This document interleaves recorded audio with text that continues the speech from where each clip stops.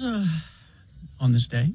In 1952, Jeffrey Hyman was born. Hyman. Joey Ramone. Joey Ramone. That's the first Ramone song I ever heard. I picked that one because I know it's one of your favorites. It is, and I remember sitting there in my friend's basement, played that, and I went, "What? Now what's this again? Huh?" I mean, it's just I didn't get it. I'm not sure I still get it. What is a pinhead? It's someone with microencephaly. But it's also just been used a term for somebody stupid. Well, I think that song was a tribute to the movie Freaks. Was it? I believe. That would make sense because there were some actual microencephalics in that movie. And there used to be a comic, Zippy the Pinhead. Yes. A serial comic. I did not know that. Mm-hmm. Zippy had a pinhead and he wore this little wreath around. A little bow. Yeah. Bow on top. Oh, a bow. That's it. It was a little just bow. A little bit of yeah. hair, and he had a bow. And he was often the smartest person in the comic. Yes. It's probably, no, not probably. It is, in fact, very it's a politically incorrect word to use. Mm-hmm. Lots of birthdays Only today. pinheads use it. Not just Joey. It's also Dusty Hill's birthday. Is that ZZ Top? Who just died. The late great. Yes. Not that long ago. It's also Pete Townshend's birthday. Mm-hmm. It's also Bill Allred's. Stop it! What? You brought it up yesterday. You opened the door. Yes. I brought it up yesterday. I normally don't. Oh, I like that. I normally don't bring it up, so don't talk about it. I don't want to. I love this. This is my favorite Who song. It's also National Barber Mental Health Awareness Day. That's very specific. The mental health of your barber. Is your barber okay? That's right. He'll ask you. I guess I had to call him. How are you today? But do you ever ask him? People sit in the chair and confess all kinds of things to the barber, but the barber never gets to do that. Who's the barber talk to? Yeah. Other barbers? Other barbers? I don't know. He has to take all that home, you know? Devil's Food Cake Day. But you're not having devil's food cake. You're having your... Okay. What? You're skirting very close to mentioning my birthday again. And I don't want my birthday featured at all. Okay. All right. How does Pete Townsend feel about us featuring his birthday? Is he okay with it? Have you and Pete ever celebrated together? Oh, no. Would you... See, it reminds me of my mortality. My birthday. I'm that much closer to dying. 1 year more closer to dying. But that's true in the first year. Yeah. That's not any more true now than it was. That's true, but you only become aware of it at a certain time. You know. I'm on borrowed time.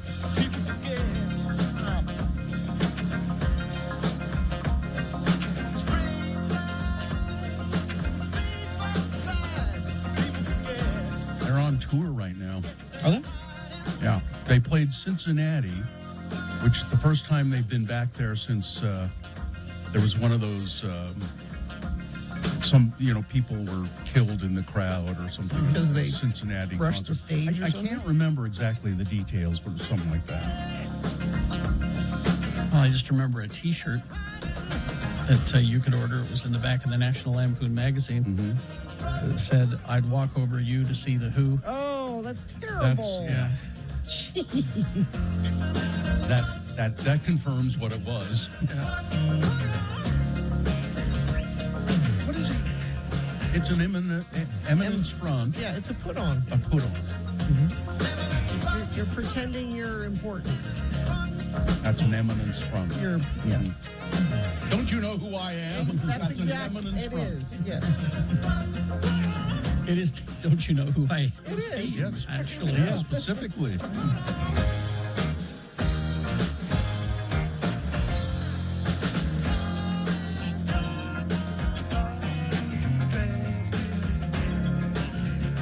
DJ Marshmallow's birthday today. Oh, Yeah. DJ Marshmallow. Katie probably knows who that is. Yeah, well, Marshmallow's a very popular. He's not just like a Katie DJ. Katie's DJ, you know what I mean, Katie. Level of Katie's like specialized DJ. yeah. Marshmallow's a pop star. You're talking to me like I don't know this. If it's his birthday today and somebody takes, the time to mention it, it means he's a thing. Yes. The DJs Katie likes usually don't pop up in the celebrity birthdays. I like Marshmallow back when he wasn't hip. Man, he sold out, man. He sold out. Mainstream. Well, mainstream. He sold out, man. That's right.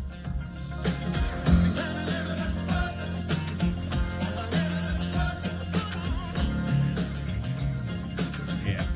Nice stuff. That's nice stuff. Well, here we are. I got up late today. I don't know why. The alarm went off, and then the backup alarm went off. Mm-hmm. And I shut the backup alarm off, and I was just lying there, and I said, I'll get up.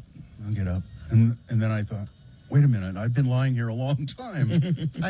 I rolled over and looked at the clock, and it's one of those where you hope it's like 2 hours earlier than it actually is. But it's still earlier than I usually get up, so I decided, well, I'll wash my hair. So I got up. So it's a clean day. My hair's all wet. Even though I got up late, I managed to take a shower this morning. I wasn't gonna, but I thought, no, I should be clean. You don't want to be the stinky kid. Yeah, no. Well, I wouldn't have been stinky. I just would have looked a little more disheveled than I normally look. I mean, I always look sort of disheveled, but I always tell my kids you don't want to be the stinky kid. Everybody remembers the stinky kid from school. Yeah. yeah. You can name him. You don't have to right now, but you can name him. I could. I was thinking about him this morning, as a matter of stinky fact. kid? Yes, because there's a couple of stories in the news today about bullying in local schools, and I pictured at my school, this was in junior high or I think it was high school. Yeah, it was high school. Some bullying because there were people who would always bully the stinky kid, and I remember seeing people in a circle around him in the hallway of the high school, taunting him, and he was of not complete mental capacity, Which is probably why he was. Yeah, and they were taunting him, and a friend of mine who was gay went right into that crowd and said, "You stop it," and took him away. Took him away. I was thinking of him this morning. I won't name him either. Yeah, no. The stinky kid in my grade school got his revenge. He grew up and was good looking. Really? Yeah. So, and it wasn't his fault. He was stinky. No, I mean, Just didn't know any better. No, his family owned a goat farm. and that's just And what so their house smelled like. He had to do the chores in the morning before he went to school, and so I know I always smell like a goat. Yeah. That would be bad. And he was always very mellow. I never saw him get angry. Did people make fun of him because of that? Like, oh, John, you stink. Yeah. He goes, goat farm. Yeah, I can't. That's help it, not that's my what fault. he'd do. He just goat farm. It probably gave him strength of character. Yeah. And so consider that, parents. Yes. Get a goat farm. Get a goat farm. You want your kids to grow up with. Yeah. Listen, we probably ought to break and then get things going, because if we don't start the show officially, we'll never leave. So we need to get to that, and perhaps your check-ins would be. We'd like to hear from you. 877-602-9696 is the number. 877-602-9696. Do we have enough of these mugs to give away? I don't know. I wouldn't promise that till we find out. These may be prototypes. This beautiful, brand new, look at that, Radio from Hell coffee mug. I was worried about the black when they said they were getting them black, and I looks thought, better. I thought, is the logo going to be okay? Yeah. Looks better than the white, I think. 877-602-9696. Check in with us, huh? All right, Wendy's for breakfast. Get your radio from Hell Coffee Mug and see if they'll fill it up with coffee at the Wendy's. I don't know if they won't. No, they'll say here it is in our cup, and then you can do what you want with it. The hot honey chicken sandwich is available. What's great about this sandwich is it's available all day, but in different versions. I know, right? They all have this in common: the hot honey sauce. You get the sweet heat going there. And then they drizzle that over spicy chicken filet. And then they layer the applewood smoked bacon on there. And they put a layer of melty pepper jack on there. And then the stack of tangy, crunchy dill chips. Now, what's great about this is that at participating U.S. Wendy's, the hot honey chicken biscuit is available during breakfast hours. It's a sandwich all the rest of the day. But during breakfast hours, it's served on one of those Wendy's buttermilk biscuits. Delicious. Just hit the drive-thru on the way. Wendy's.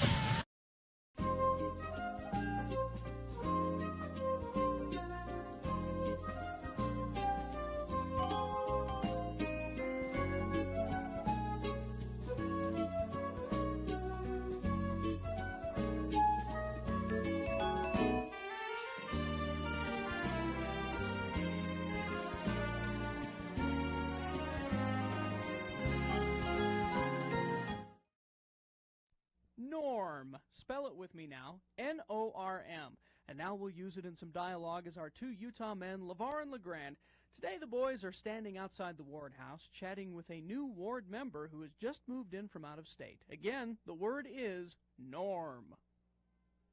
Well, Brother Jensen, it's nice to have you in the ward. Where do you come from? Yeah, what ward was you in and where? I'm from a ward in Anaheim, California. Well, we kind of spotted you as a Californian. Yeah. You may have noticed that not many of our ward members wear Hawaiian shirts to church. Nor do many of the male members of this ward have pierced ears either, Elder Jensen. Yeah, I'm hip. I felt like the brother from another planet in there. Thank goodness I wore shoes. Well, why didn't you bring Mrs. Jensen and the little Jensens to church today? Maybe they haven't moved up here with you yet. Or if they are here, I hope they're not sick. Oh, no, I'm not married. Oh, a Californian and a bachelor too, huh? Hey, is Anaheim anywhere near San Francisco? No, it's not. Anaheim is the city that Disneyland is in. Oh, that's right. Disneyland. That's that big amusement park with Mickey Mouse and stuff, ain't it? We never been to Disneyland. We've been to Lagoon. That's an amusement park. It's good enough for us. You ain't gonna wear any of them mouse ears to church, are you? No, I don't think so. I don't imagine I'll be wearing this Hawaiian shirt again either. So, what did you do for a living down there in Anaheim? Well, I was and still am a tax accountant, and because you fellows have been so nice, I'd be happy to offer you some tax advice for free. I don't pay taxes. I don't have an income, so I don't pay no taxes. And I have a fellow that does my taxes. Norm. Oh, what's Norm's last name? Is he in this ward? I'd kind of like to meet him. No, his name's not Norm. His name's Evan. Evan Christiansen. Why did you think his name was Norm? You said your accountant's Norm. No, he said his accountant was Norm. It's a city near Provo, Utah. Orm! That's where this Evan guy is. Norm! Oh, sorry. Sure. We'll see you next Sunday, Brother Jensen. You should save that shirt you're wearing, too. I'm sure we'll have some kind of luau night in the cultural hall this spring sometime. Yeah, we all get a little crazy that night.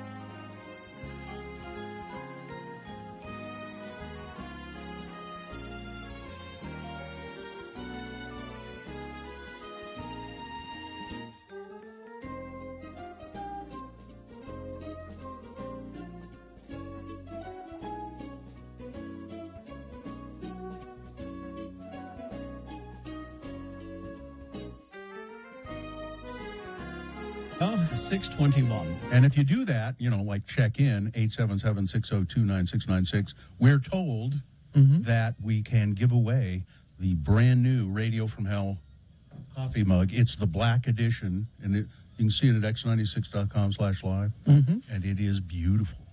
All right, let's do it. Gina? Let's do it, Bill.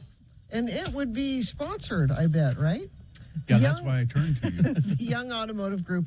Locally owned, 25 stores, 8 locations in Ogden alone. Shop Ogden Automotive and Power Sports today. Check out the inventory online at youngautomotivegroup.com. Think young, think Ogden. The moon, it's been very odd looking at the moon the last couple of days because it's been cloudy or there's like fog, haze in the air. And Dust. I think it might be, yeah. But the moon is doing its best to shine through all of that. It's 84.4% of full. It's on the wane. The moon will set today at 9:10 a.m., today being Thursday. It's the 19th day of May in the year of our Lord Jesus Christ, 2022. And this is the morning show that has been reminded of its own mortality. With one foot in the grave, it's Radio from Hell. Wow. Starring the lords of morning radio, Kerry Jackson, Bill Allred, and Gina Barberi. Katie for short is our producer, and in the booth helping out Miriam and Cameron Diaz. All right. Let's see. Well, let's go to the phones. Okay. Here we go. Let's get... we'll start with Jaden. Hi, Jaden. Hello. Oh, Jaden. How old is Jaden? 13. Hi, Jaden. What do you do? Are you out of school yet, or you still got some more? Just like a week left. And are you going to have a good summer, Jaden? Yes. What are you going to do this summer? You got camp? I'm going to mow lawns to get some money so I can buy games on the Switch. Oh. But there you go. Good. That's a good plan, Jaden. I like the fact that you're going to earn it yourself. Tell your parents that they shouldn't let you listen to the show. They shouldn't be letting you listen to this. Okay. All right.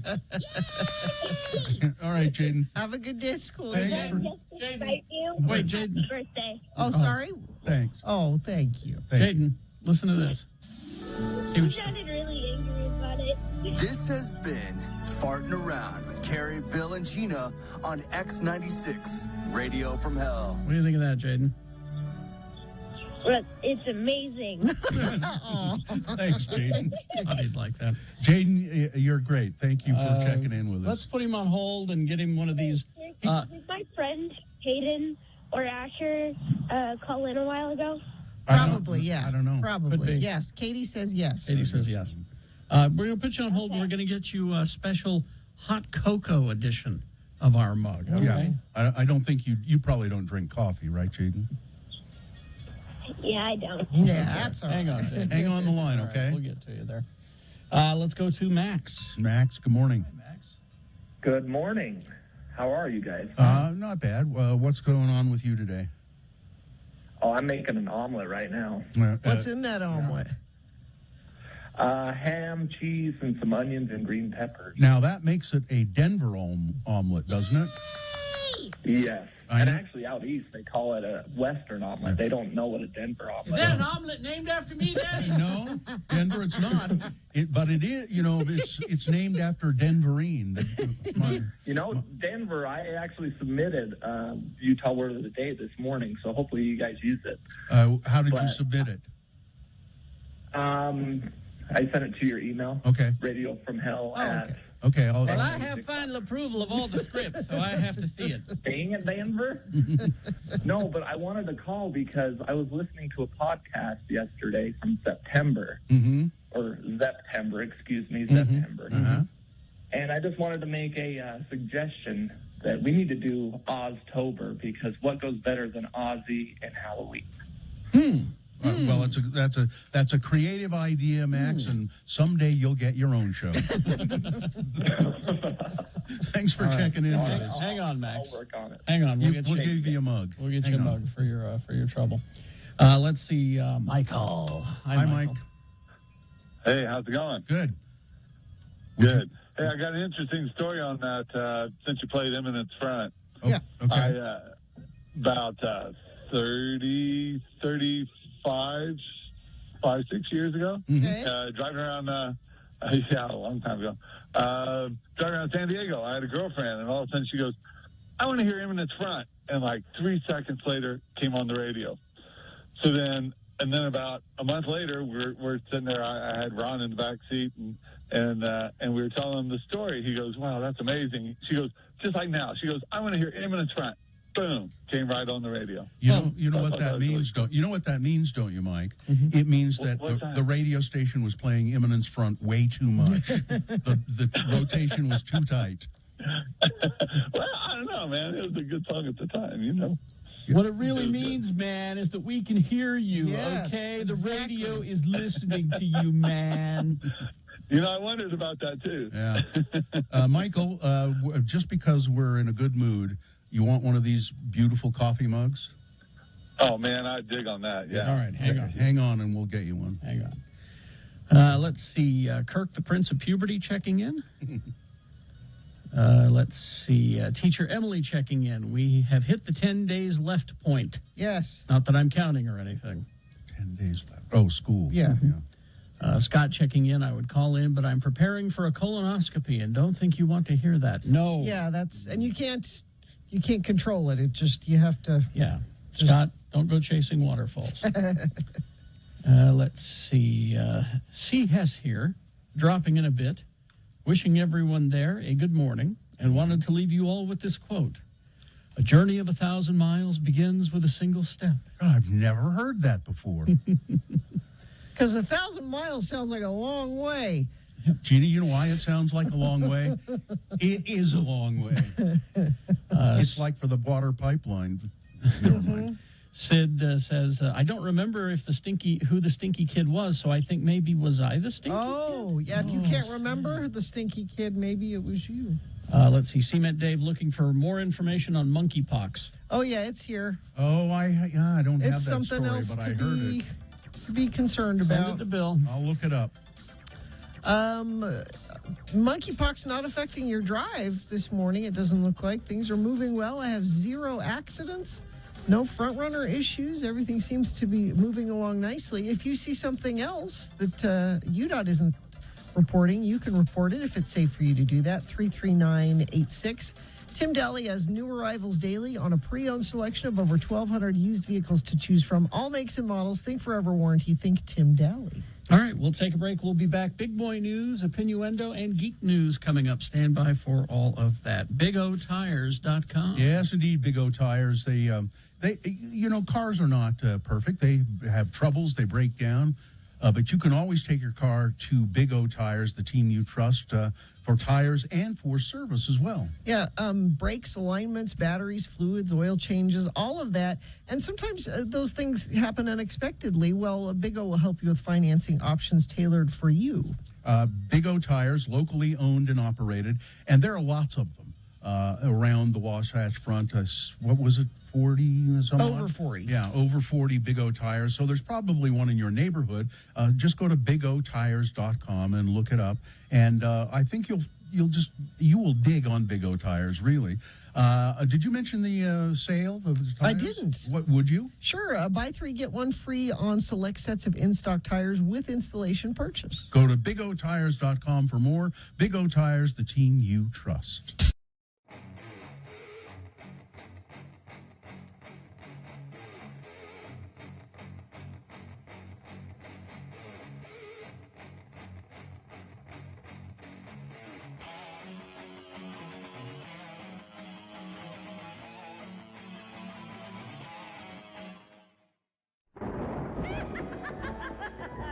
Hello there, kiddies. It's me, your old friend, the bookkeeper. And since this is tax season, I knew you'd be dying to hear another tale from the big ledger. Today's story is about a young working woman who has some rather unusual ideas about filing her taxes. Let's have a listen, shall we? Come on in, Miss Trixie, isn't it? Whatever you want it to be, sugar.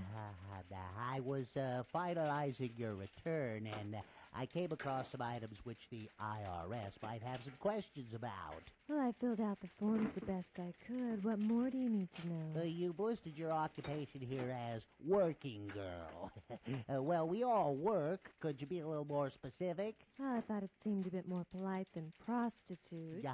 I suppose you could change it to hooker, Uh-huh. streetwalker, Oh. hoe, Ah. escort, chicken rancher, whichever's more correct. Chicken rancher? Well, I'm pretty good at raising cows. No!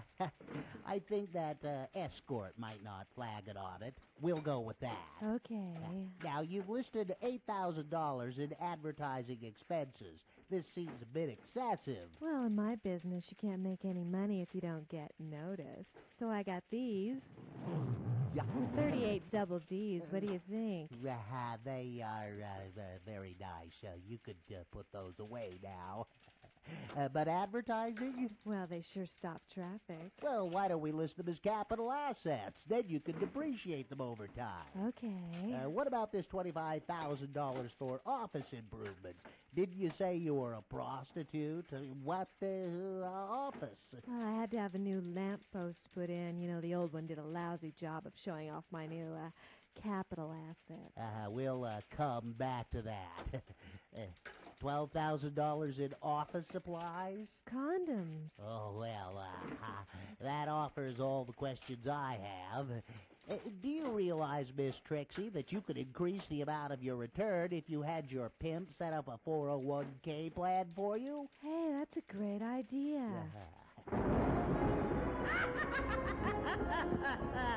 There you have it, creeps.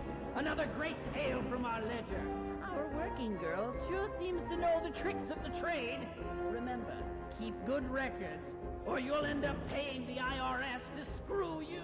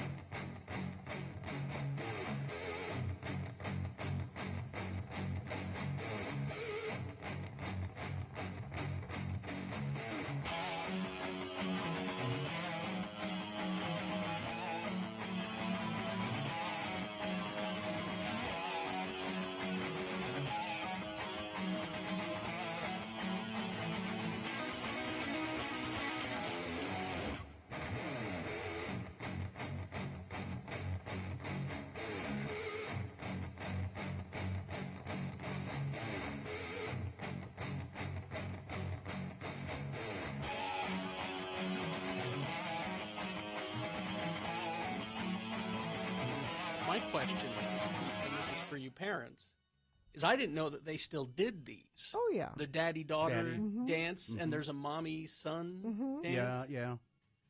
I didn't know they still did these. Yeah. They seem No, they're sweet. creepy. No, they're sweet. They're really No, I it's don't know. just, You're not watching Bates Motel with me. That's your problem. You're skewed. You're skewed with the Bates family.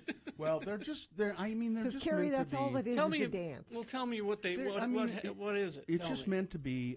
It's meant to be an evening where father and daughter, who may not necessarily interact all the time, because the dad's at work and it's the mom who takes care of things and. So it's just so they just go to the dance and there's punch and cookies. It's cute. Yeah. You get dressed up, and it's a nice. Why do you think it's evening out. creepy? You don't think it sends a weird message? No. No. Because you do the exact same activity with a boy.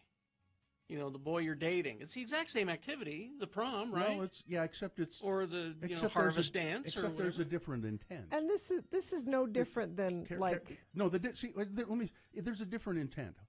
If you're taking a girl to the prom, you'll want to after the prom get with her in the back seat of the car, and in the daddy-daughter dance, that never would even occur to you.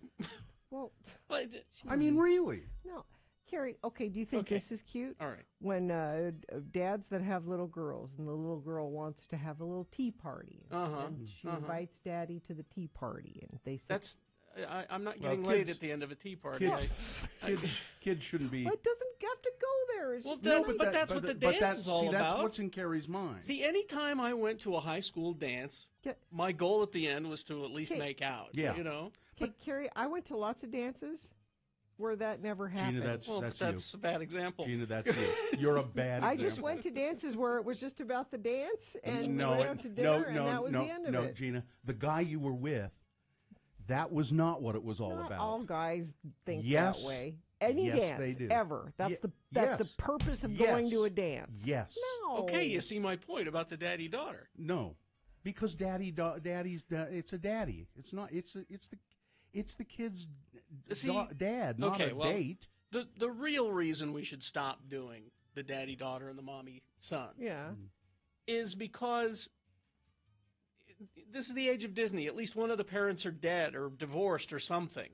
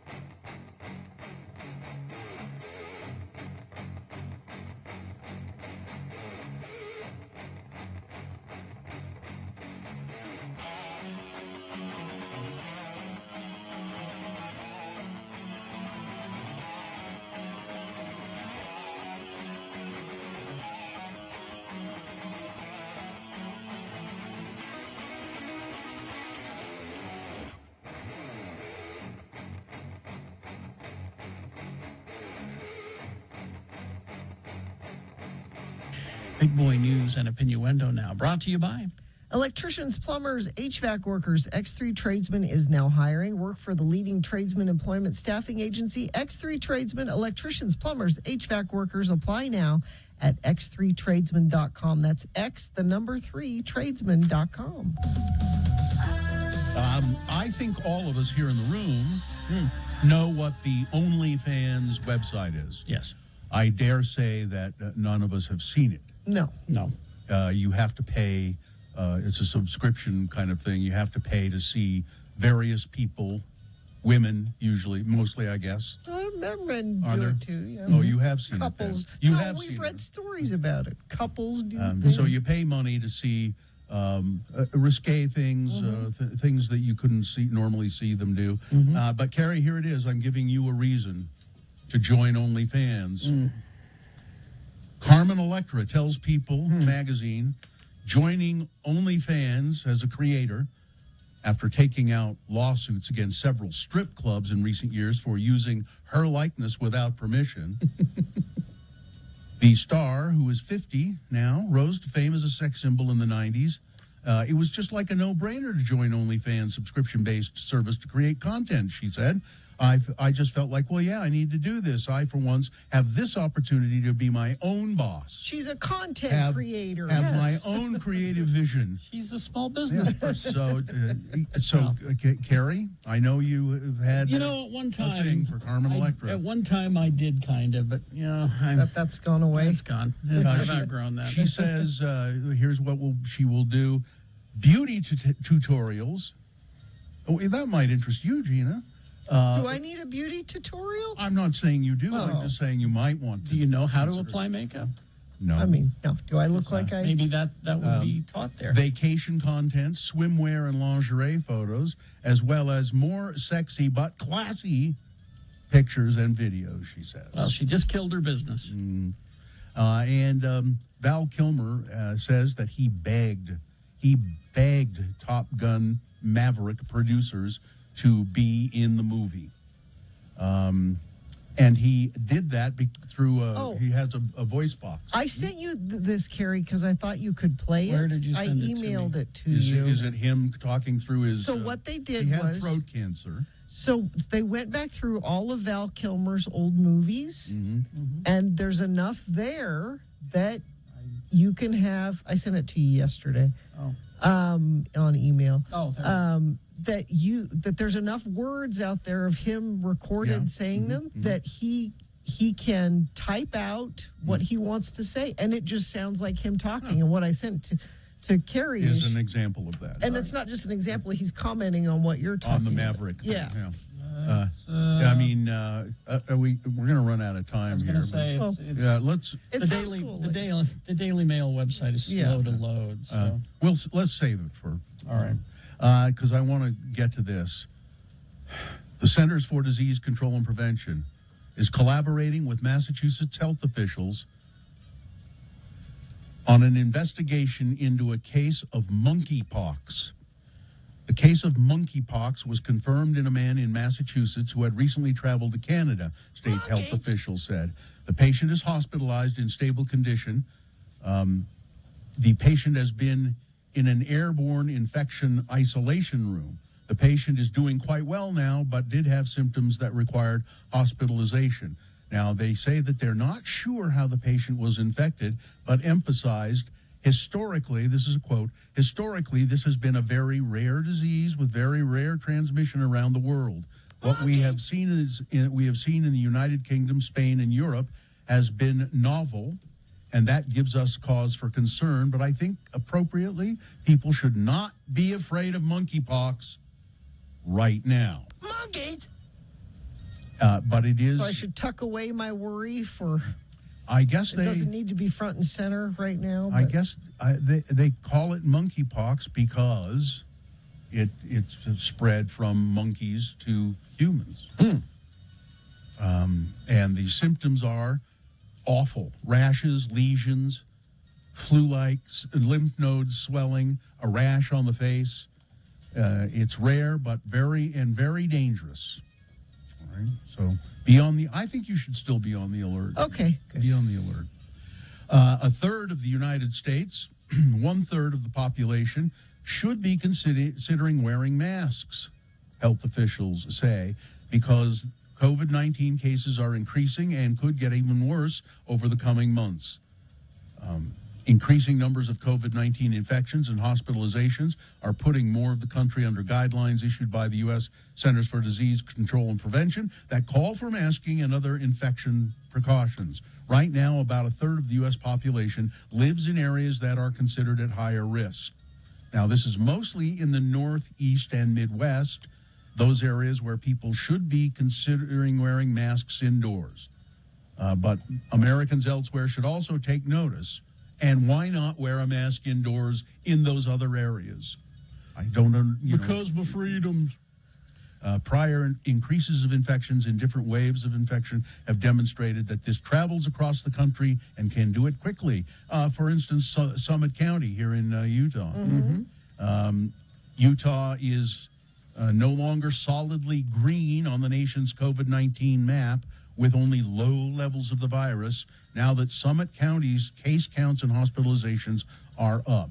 Summit County's medium status, the only yellow on the Utah map, I guess green, yellow, and red, comes as other parts of the country, as we mentioned, are experiencing high levels of COVID-19 infection. Summit County Communications and Public Engagement Director Derek Sidaway said the county supports following the CDC recommendations, which also call for staying up to date with COVID-19 vaccines and getting tested if symptoms are present. So the NATO alliance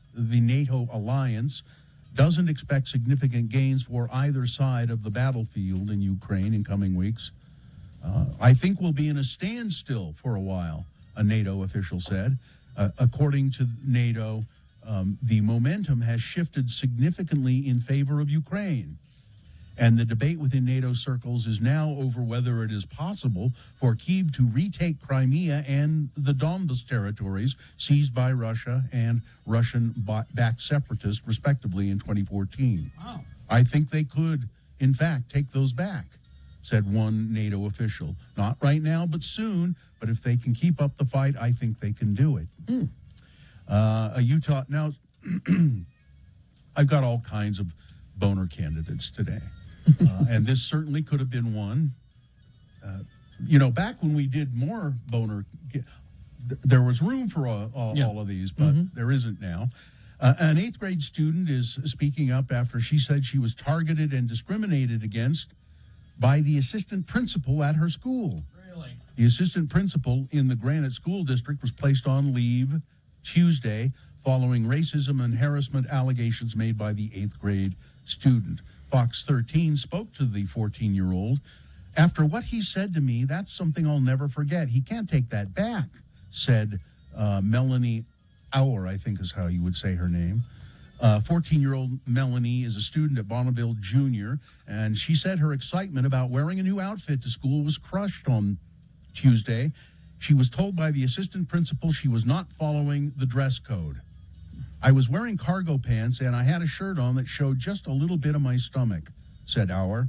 She explained that other girls were wearing clothing that she believed wouldn't follow dress codes, but she asked the assistant principal if he was going to penalize them, and he said no. I noticed that all the girls wearing those outfits are white. And I said, are you doing this because I'm brown? Are you dress coding me because I'm brown? And he looked me in the eye and said, yes. Really? Said Melanie. That's what Melanie said. She says she was humiliated as she called her aunt, who demanded to speak to the assistant principal, who has been placed on leave while an investigation is undertaken. State lawmakers approved a massive land swap yesterday or Tuesday that would transfer 161,000 acres currently managed by the Utah School and Institutional Lands Trust Administration, or SITLA, would transfer that land to the federal government in exchange for land which is spread throughout Bears Ears National Monument. The federal government will likely hand over roughly 164,000 acres to the state within Bears Ears. Why does the state want to do this? Yeah. Well, the SITLA lands, the school trust lands, they're just crappy areas. There's not much you could do with them. But there's mineral-rich areas in Bears Ears because the state says we can't make any money with those SITLA pieces of land, but we can make money with the Bears Ears lands. And, that means defiling that area. We can make money. And that's what's important. That's all that's important. I know we got a break, but Carrie, 2 things, one for you and one for me. Yes. There's a new Cheez-It crackers that uses hip-hop music to help age the cheese. I don't know. But you know how I love Cheez-Its? Yes. It's Cheez-Its Pandora. Okay. And for you, Ben & Jerry's introduces new Cherry Crumble ice cream. Saw that. Yeah, Cherry Crumble. Look good. What's the crumble? Well, it's, like... it's oats. Like oats. It's like an oat, a crumble. Like a granola kind of thing. Yeah. You wouldn't like it. No. Sports weather traffic. I got your Preakness picks here for you because All right. that's this weekend. Bill, you've got Armagnac. What? It's a kind of brandy. What is it? It's like- Armagnac. Armagnac? Is that how you say that? Yeah, I think so. Of course you would correct me on that. Carrie, you've got Skippy Longstocking. Oh, my name is Skippy Longstocking. If you say it fast, it's funny. And Katie, you have Secret Oath. Okay. Okay. So there you go. Who's yours? I'm taking early voting, which is a terrible name for a race. Really horse. awful. Let's see. So we have NBA Finals, or conference finals anyway. Golden State Warriors over the Dallas Mavericks, 112-87. Golden State leads that series 1-0. Let's see. The Celtics and the Heat play today at 6:30. In the hockey, Calgary Flames over the Edmonton Oilers 9-6, and the Hurricanes over the Rangers 2-1. Salt Lake Bees, Bill, it's Thirsty Thursday. Oh, good. They play Albuquerque at 6:30, and you got $3 Budweisers tonight. If you go out to the baseball. Weather, it'll be nice for the baseball probably. But we're still in that warm mode of low 70s for a high today. It's overnight tonight that things get much colder. There's only a slight chance of showers, but it's going to be windy and temperatures are going to drop quite a bit. We'll be down in the 30s overnight, and only going to have a high of mid 50s tomorrow. Traffic, let me refresh this. Things were looking really good so far this morning. No accidents, at least as far as UDOT's concerned. Let me check our message stream. Let's see. Geese moving day. Bumper-to-bumper slowage southbound Highway 89 to the I-15 on-ramp in Farmington due to a family of geese walking in the emergency lane, being escorted by Utah Highway Patrol. 3 to 5 minute delay. I hope the Highway Patrol tickets them. Thank you for sending that in at 33986. Pick 3 services for $99 at Young Chevrolet in Layton. Options include oil change, tire rotation, brake check, multi-point inspection, alignment check, wiper blades, engine air filter, or AC system check. Learn more at youngchev.com. All right. Geek News now brought to you by Dr. Volt's Comics having a Memorial Day sale starting May 28th. Hard to find items with the return of the 00 Memorial Day weekend at Dr. Volt's. 00 sale. Oh, yeah, it doesn't say that. I know. Because why would it? I'm glad you know. Yeah. All right. As always, I like to bring you a couple of trailers.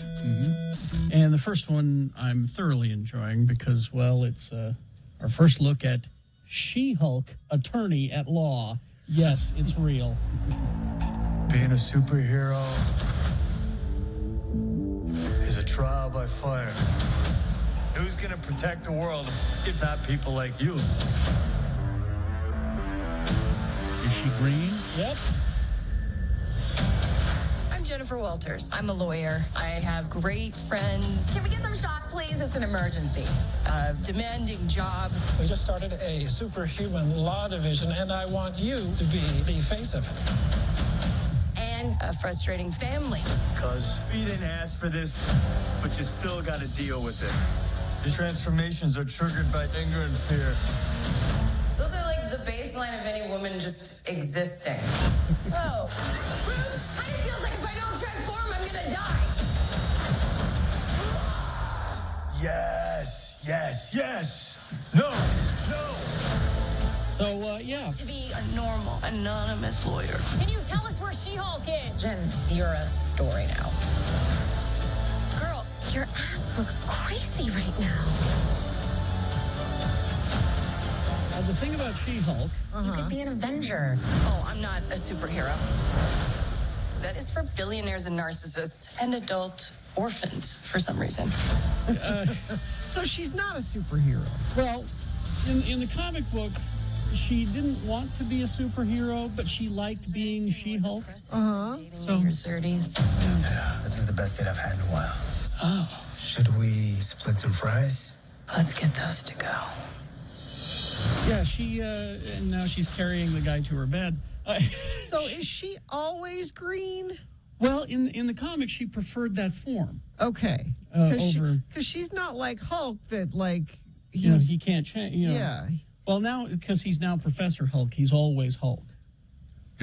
Smart Hulk. Does she get bigger? She does. And do her clothes rip off? Her clothes rip off. Okay. She's 6'7".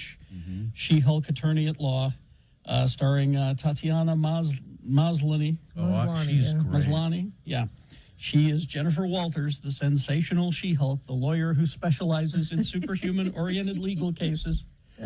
And yeah, she's Bruce's cousin, and that's how she gets hulked. There's a blood transfusion. Okay. And, yeah. But what's cool about her is that she can kind of control it, and she's the same person when she's hulked, and, you know. You can talk to her. You can talk to her, yeah. But that starts August 17th. If you'd have told me when I was a kid, reading She-Hulk comics, going, I love you, She-Hulk, that there would be a TV series, I would have hit you with my She-Hulk comic. The other trailer that I want you to watch, you'll have to do it on your own. Good luck, because we're a federally regulated broadcast facility. Just Google The Boys, Season 3, There's Something Wrong with Homelander. When does it start? That is June 3rd. On Amazon. So, yeah, go take a look at that. It's pretty fascinating. Homelander seems to think that people like him when he's being himself. I don't think so. That's not, well, you know, he's not real bright. So, so that's part of the problem. Let's see. There is a Rick and Morty anime spinoff that has been announced by Adult Swim. You can look that story up. They've done a few anime specials. I guess enough people liked them. Wasn't for me, but there you go. Marvel Studios finally owns the certain licensing rights to the image and the signature of Stan Lee. Okay. So that means that he could conceivably appear in, like, cartoons and video games. And I guess they have just enough dialogue that maybe they can just get him going, Excelsior, or whatever it is. So they own the rights to that now. And, that's good enough. That's fine. That's really all the time we have anyway. Okay. Traffic, Gina, please. There's been a crash reported northbound I-15 approaching 31st Street in Ogden. Traffic is stopped and quickly backing up toward Roy. I don't know if those geese are out of the road yet. I hope so. A couple of people letting us know about that I-15 northbound traffic standstill. Keep us updated on that, won't you please? 33986, only if it's safe for you to text, of course. Over 65 years, they've been part of your community. While the name's changing, commitment to you is not. Welcome to You First. YouFirstCU.com. All right, we got Boner of the Day coming up. Stand by for that. Big Boy News all coming up, and a food quiz. Yeah, for Gina coming Why up. me? Well, it'll help you know yourself. Okay. All will be revealed after these messages. Stand by. Brooklinen.com. I want you to go to brooklinen.com. Don't miss out. Brooklinen's Memorial Day sale coming soon. If you can't wait for the sale, you can still save right now. If you visit brooklinen.com and use the promo code X96, you'll get $20 off of your purchase of $100 or more. A lot of people sleeping in these days. I know this Brooklinen may not think this is a selling point, but it is. A lot of people sleeping in these days because you're sleeping with the windows open. You get that nice spring air happening, and you're in between your nice, cool, buttery smooth Brooklinen sheets. They are terrific. They're my favorites, and that's one of my favorite parts of the day is that waking up and being in those sheets. But it's not just the sheets. They have the bath collection. Each towel is made with the highest quality 100% Turkish cotton. They also have the waffle towels, which are very popular, super plush, thick, spa-like luxury. Go to their website and just take a look. There's all kinds of things there for you. BROOKLINEN.com. Be sure to use the promo code X96.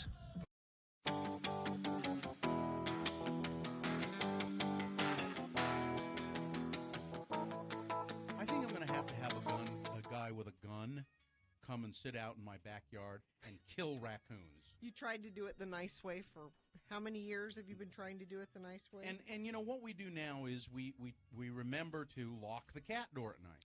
So the cats can't get in or out, and neither can the raccoons. Look, I told you what you have to Last night, we're in the house. Forgot to lock the cat door. It was 8 o'clock. My wife starts downstairs. There's a raccoon sitting on the basement floor going, what's up? Okay, I guess I'll leave now then. Coffee goes, just makes a mess out of it. Flipped a little raccoon birdie. And yeah, they do. They like flip her off. I've not seen them in that regard. She has a couple of times, but I go down. She goes, oh my God! I go down, and there are those little footprints in the water all over the basement floor. I tell you what you need to do. You need to find someone who has a big dog and rent it. Yeah. And tie them up with a long leash out back so they can cover the entire backyard. And I'm telling you, after a week, those raccoons will send out a message through the Raccoon Network. This place is no longer safe and we can't come here. I'd rent you Sadie Girl, And- but I don't think no. she'd help. No, you need a real dog. Can't I just come in? I would go get those raccoons, but it's on the tile. I can't go. There's tile in the basement. It's just a pain to have to remember to lock the damn cat door at night. I'm telling you, you borrow a good dog for a week. Work. And they'll do it. Yeah. I can't loan you my friend Van's dog, Chase, who killed my raccoon, because he is an escape artist when it comes to leashes and collars. So you He'd couldn't get leave out. him out there. Yeah, he is an escape artist. There's just no way. I don't know though. I guess maybe I could put up with it for a week, but I'm not particularly a dog person. You're just- that I'm going to yeah. have a dog barking in my backyard. Well, just borrowing it for a week, and the raccoons will be gone. So Or- you just look at it that way. Or you need to go to the next Mountain Man rendezvous. Get a guy with a gun. And there'll be a guy you there. want a new coonskin cap? Come to my house. Kill yourself a hat, Daniel. All right, I get to keep them though. Yes, you keep whatever You bet. I get to keep the whole thing. You don't want any of the meat, do you? No, just kill yourself a hat and Okay, take so the let meat. me see if I understand Yeah. this. I get to camp out in your backyard Yeah. for a week. Yeah. I get to keep the meat Yep. and the skin Yeah. and the hide. Except I want the tail for my Well, antenna. hell, no, that ain't no good. That ain't no good. See, my car that's the antenna. most valuable part. Okay, you can have the I tail. need the whole. You can animal. have it. You can have it. So you're telling me I get to keep every coon I kill? Yeah. I get to keep. Yeah. You got it. I'll be there. Could I have one tail for No. for the Prius? I'm sorry. No.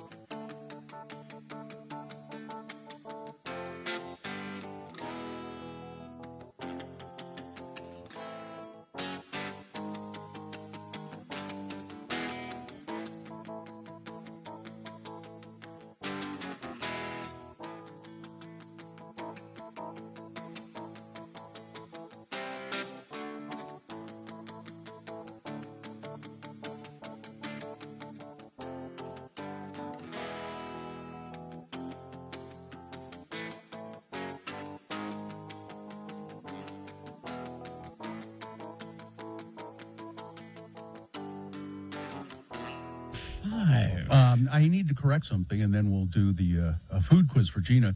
Some people in the chat room and stuff pointed this out, and they're exactly right about that Bears Ears story. Mm-hmm. The school trust lands, they were in Bears Ears, different parcels. That meant that if the state wanted to, they could develop those in certain ways.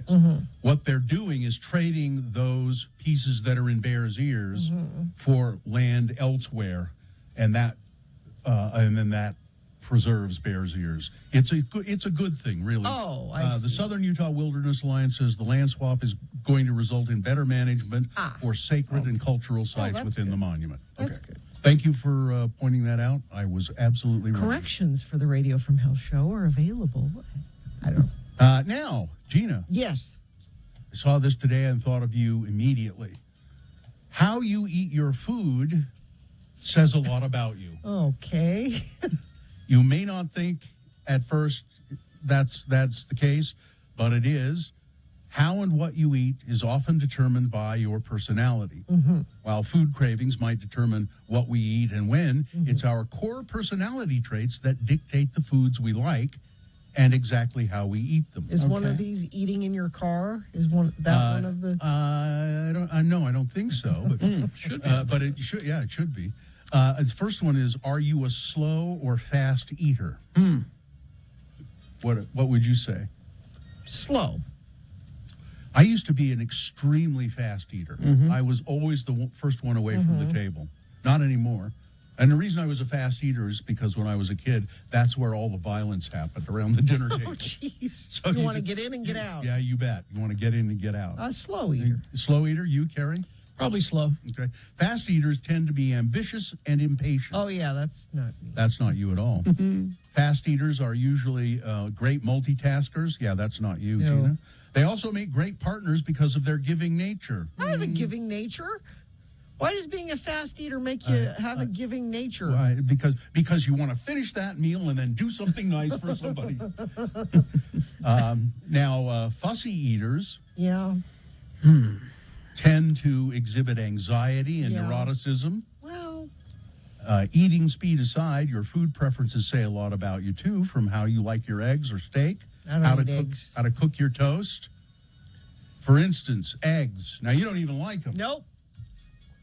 Carrie, you like eggs and I like eggs. I like them all ways. How is do you the like thing. them? If I'm what would you prefer? If I'm preferring over easy with the runny yolk.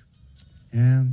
And I would go for a good poached egg if I can get it. But I like my dippy yolk, so I can take the toast and dip in the yolk. And that's why I like poached eggs too, because they have the liquid center. It says hard-boiled egg lovers, which I do love, are patient, resilient, and prudent. But those who like their eggs soft and runny, Carrie, often reactive, imaginative, and energetic.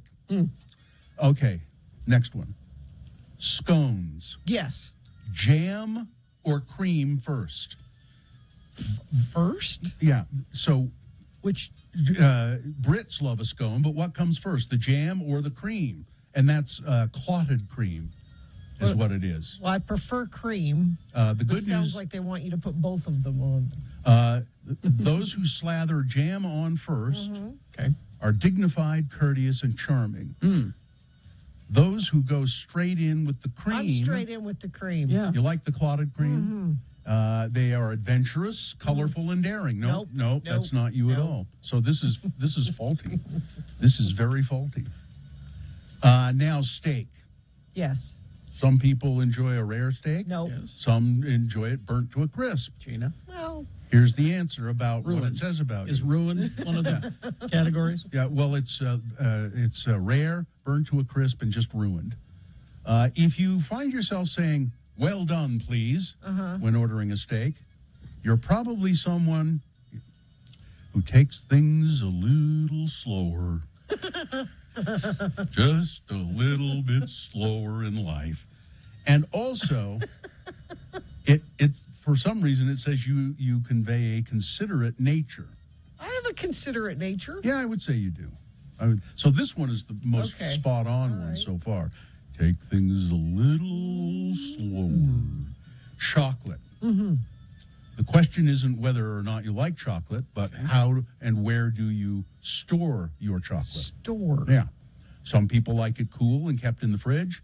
Others like it kept at room temperature. All right. So if you want it at room temperature, is that you, Carrie? I think I'd rather, if we're just talking about a chocolate bar, I'd rather have it in the freezer.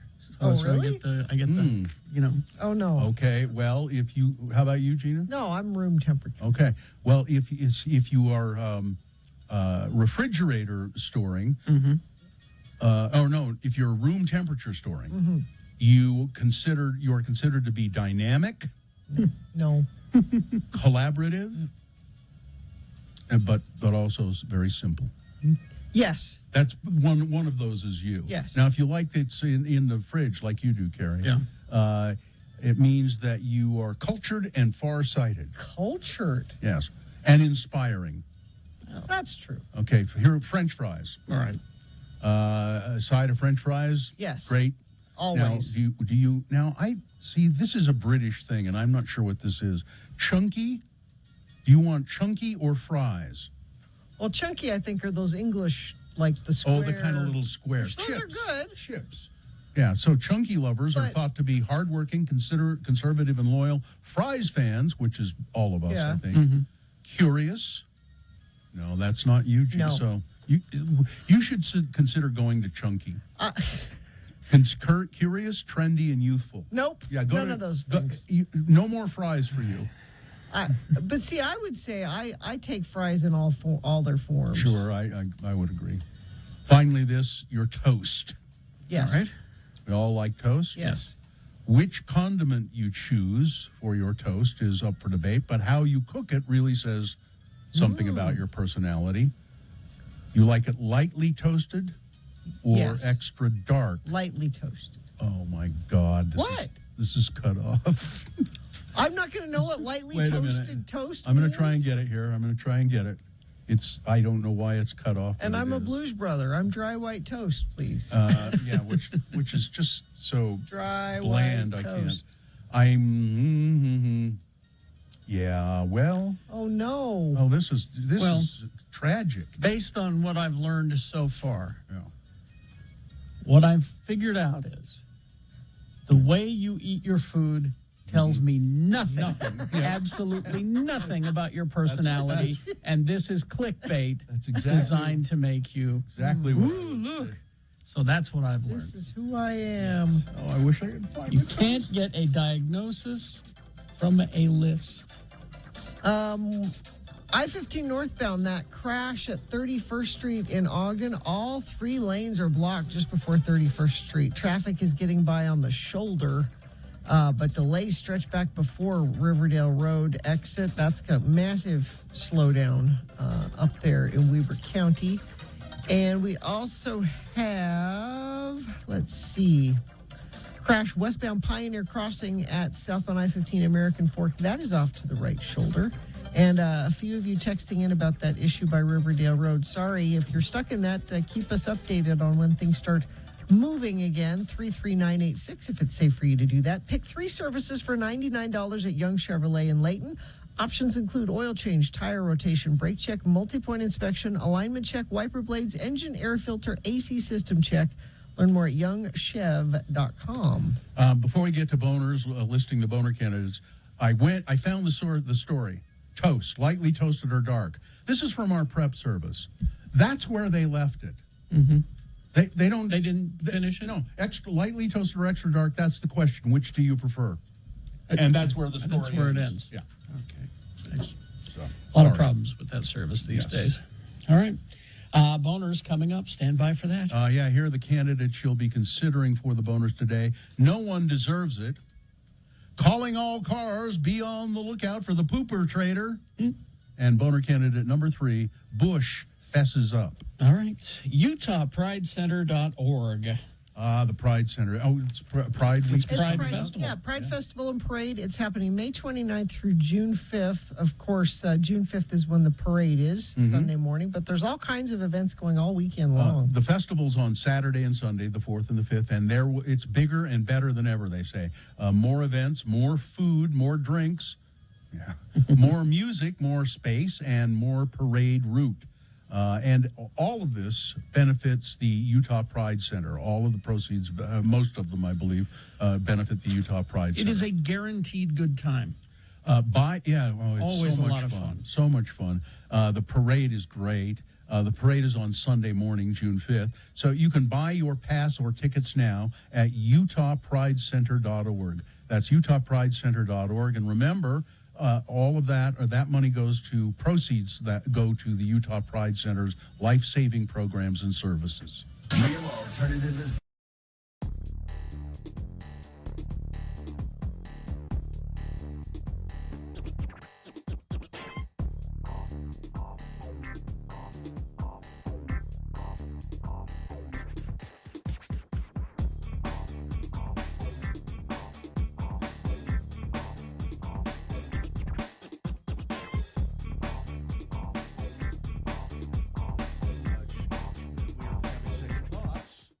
because people will assume that's why we named him Donovan, and it's not the case. And they picked it long before. Yeah.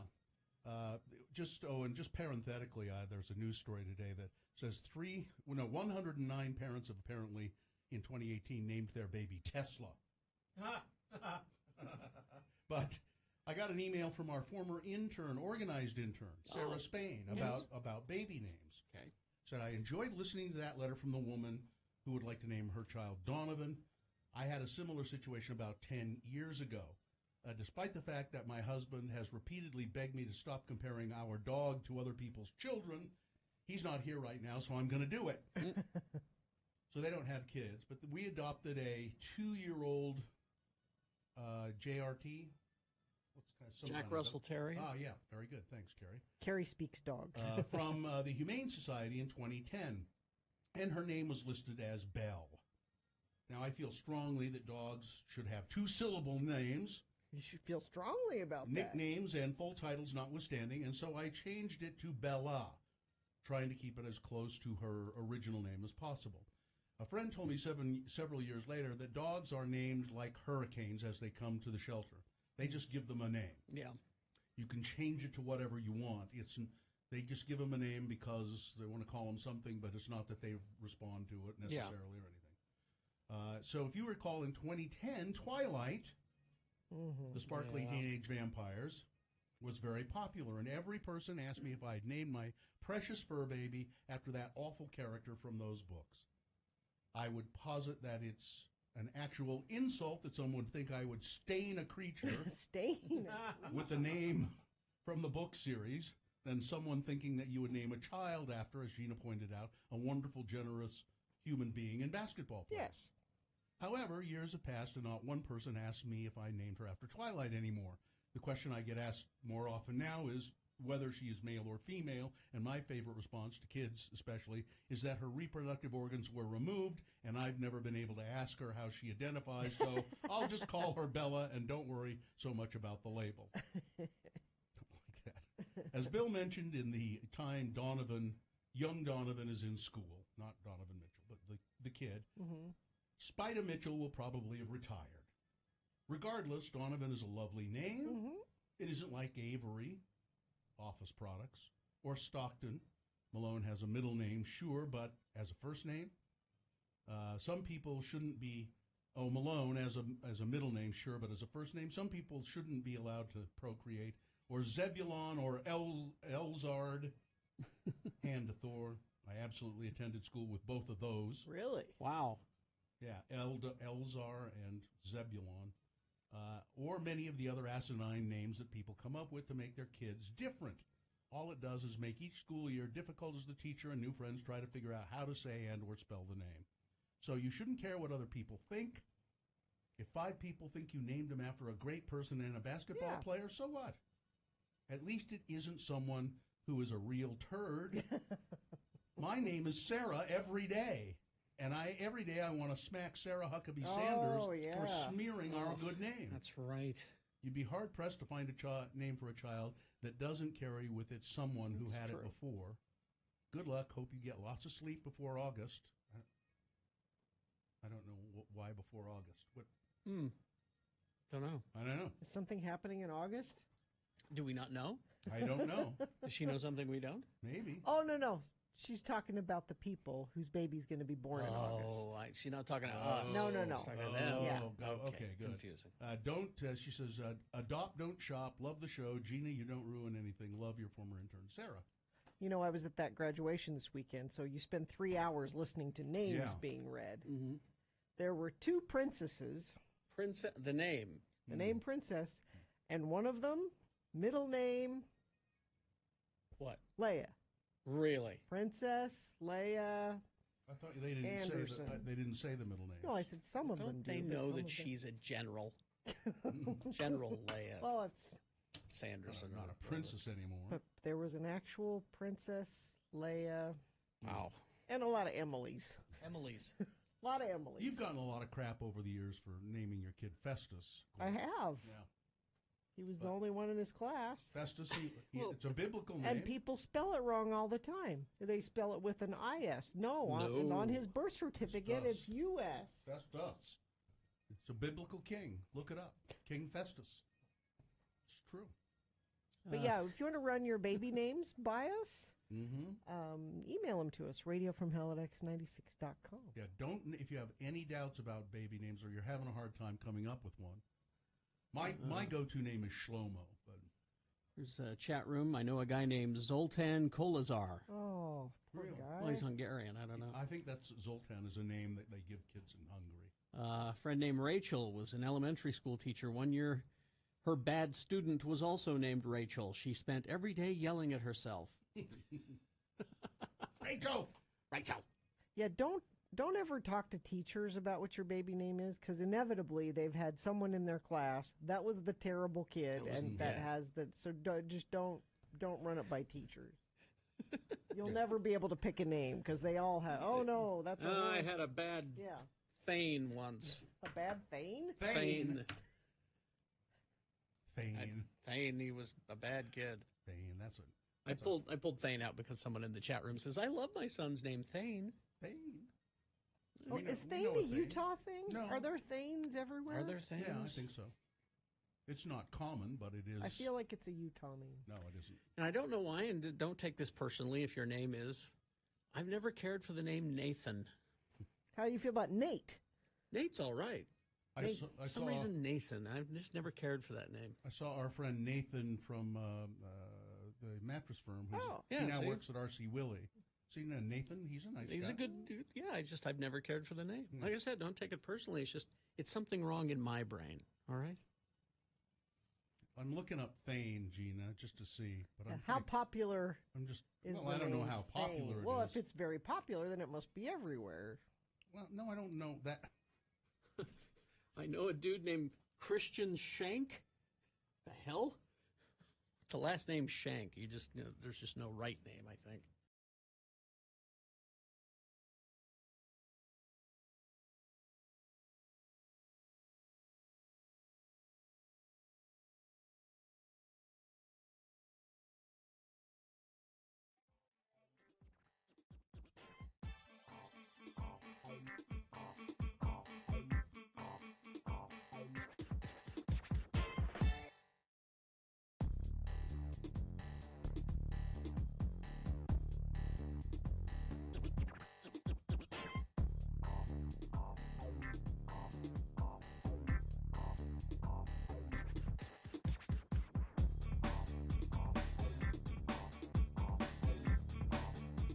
And it is time for Boner of the Day. 3 news stories. These will be examples of bad, stupid, funny human behavior. And you will decide with your vote of these 3 candidates which one is the worst, which one deserves to be Boner of the Day. We'll give you 2 candidates now, a third after the news. And once you've heard all 3, you'll vote. One of you lucky random Boner voters will receive tickets to the Violent Femmes, not just tickets to the Violent Femmes, but the sound check before the show. Yeah. That's happening at Maverick Center on June 10th. All right, let's get to Boner candidate number 1. No one deserves it. I told you there were a lot of Boner candidates, and that some didn't. I just it was a toss-up on this one. This one says a Davis County father is calling out what he said is the latest case of bullying against his 9-year-old son. So apparently this has happened before.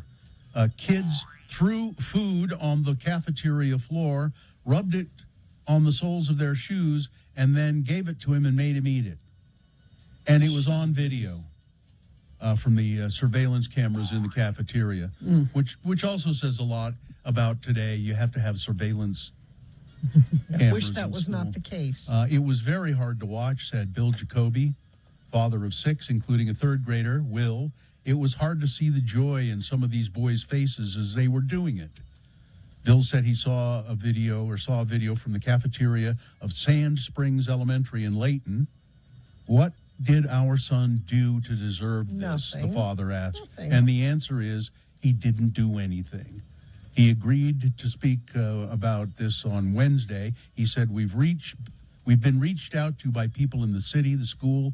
How about the parents of the state, kids that did this? Has all over the anybody country reached out with there? similar stories. Here's what they did. It says what they did with the kids. There were now the school district wouldn't say a lot about what was the punishment, but they did find they had all of them. There were suspensions of several days for some of the kids, and no contact orders for a couple of others. So they don't harass them. Is that you can't Yeah. contact the kid, or Yeah, probably. I guess. And Mr. Jacoby says, I don't think that's enough. He said the principal and vice principal at the school are kind, but he was not notified by the district until roughly 8 hours after the incident happened. That's boner candidate number 1. Nobody deserves it. Here's boner candidate number 2. Calling all cars, be on the lookout for the poopatrator. Police in Wichita, Kansas are on the hunt for a suspect that they have dubbed the poopatrator. Oh, you didn't come up with that. Nope. Who they have dubbed it this suspect the poopatrator. This is a woman who defecated in the middle of a beauty store last week. Whoa. Authorities did not release the woman's name, but they have confirmed the identity of the public enemy number 2, as they say, who was caught on surveillance. See, they're making light of it, the police are. Public enemy number 2. Number get 2, it? yeah.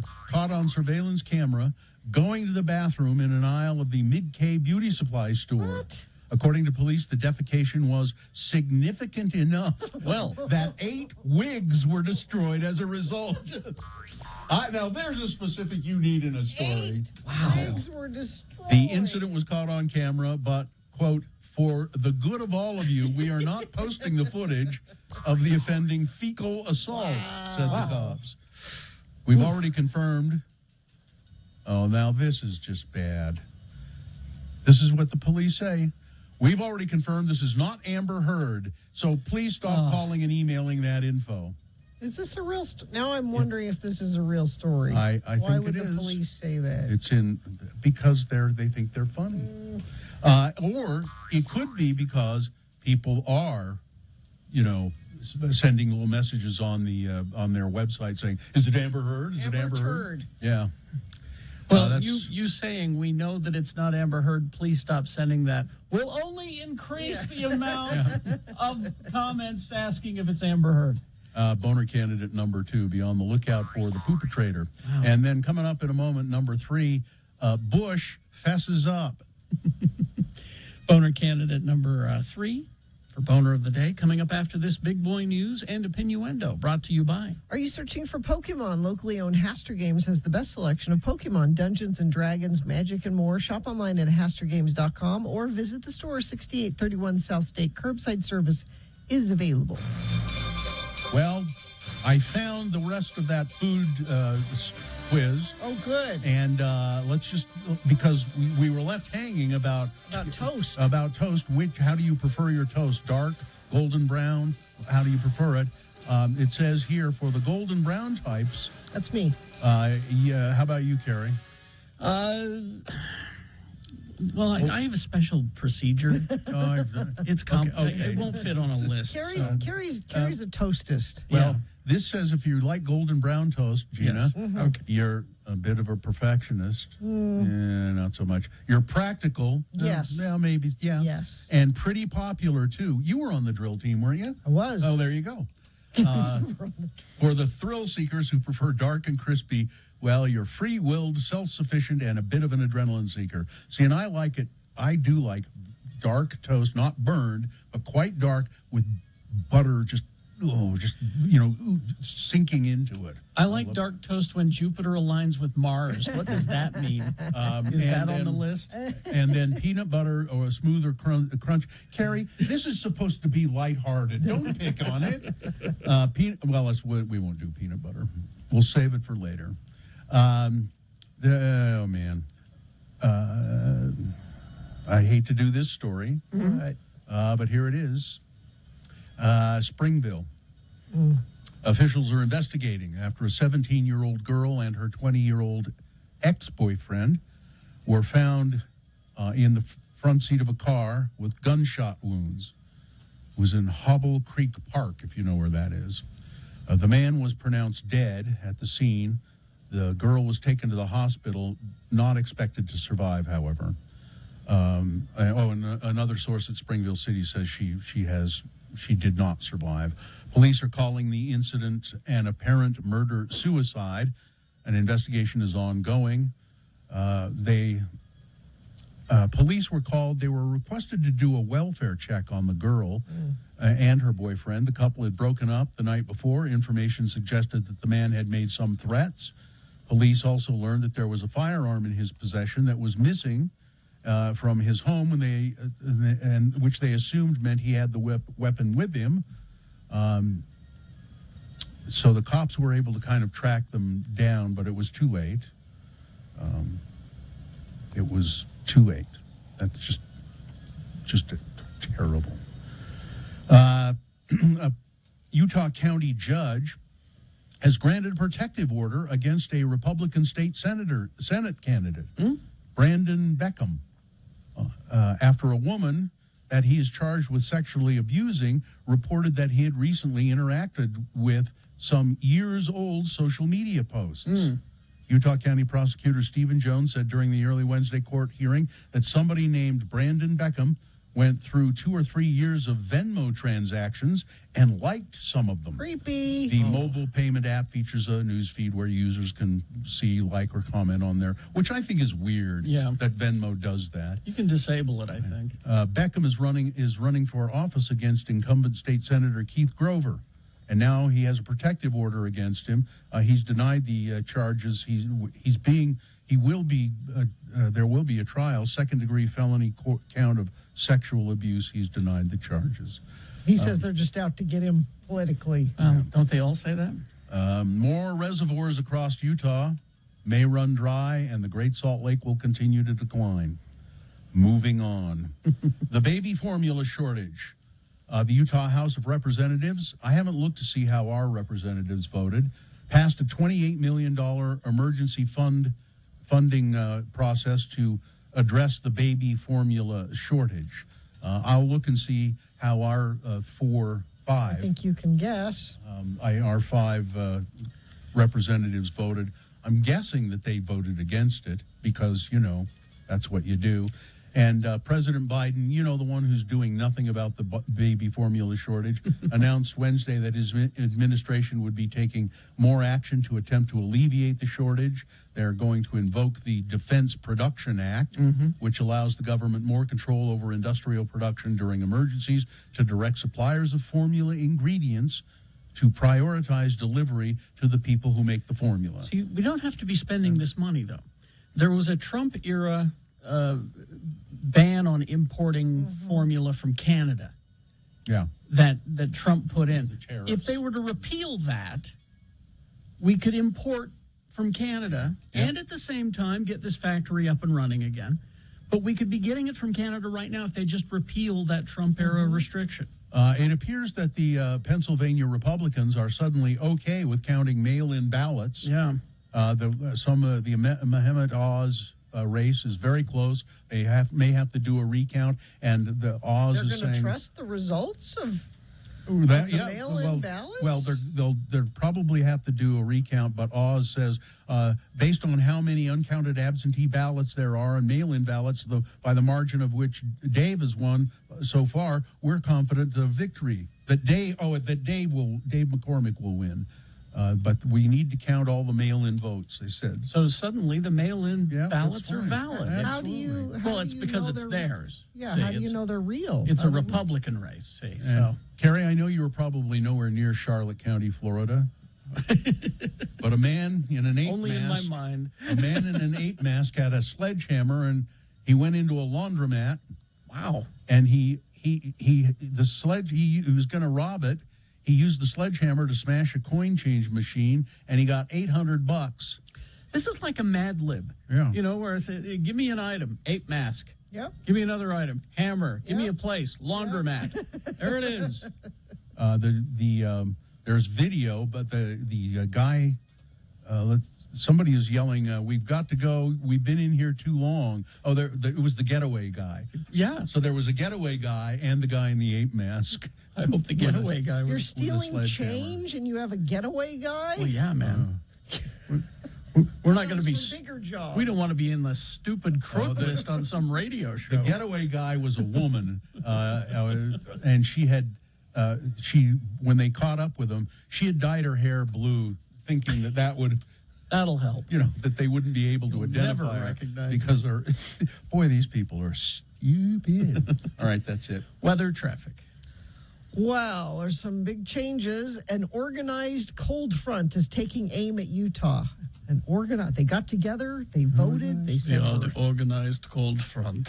10 degrees cooler. So this is mostly going to be just cooler air and wind, not really a great chance of rain. There's a slight chance of rain, but we got a hard freeze warning for the Wasatch Back. I got to go up and turn the water off at the farm. I didn't make it up there yesterday. I got to go today. Wind advisories have been expanded. Gusty conditions, blowing dust. Secure your objects, they're saying, and your loads. That's always a good idea. So 72 for a high today. Overnight lows in the 30s. And then tomorrow, only going to be in the 50s for a high. Traffic, that nastiness, I-15 northbound in Ogden at 31st Street.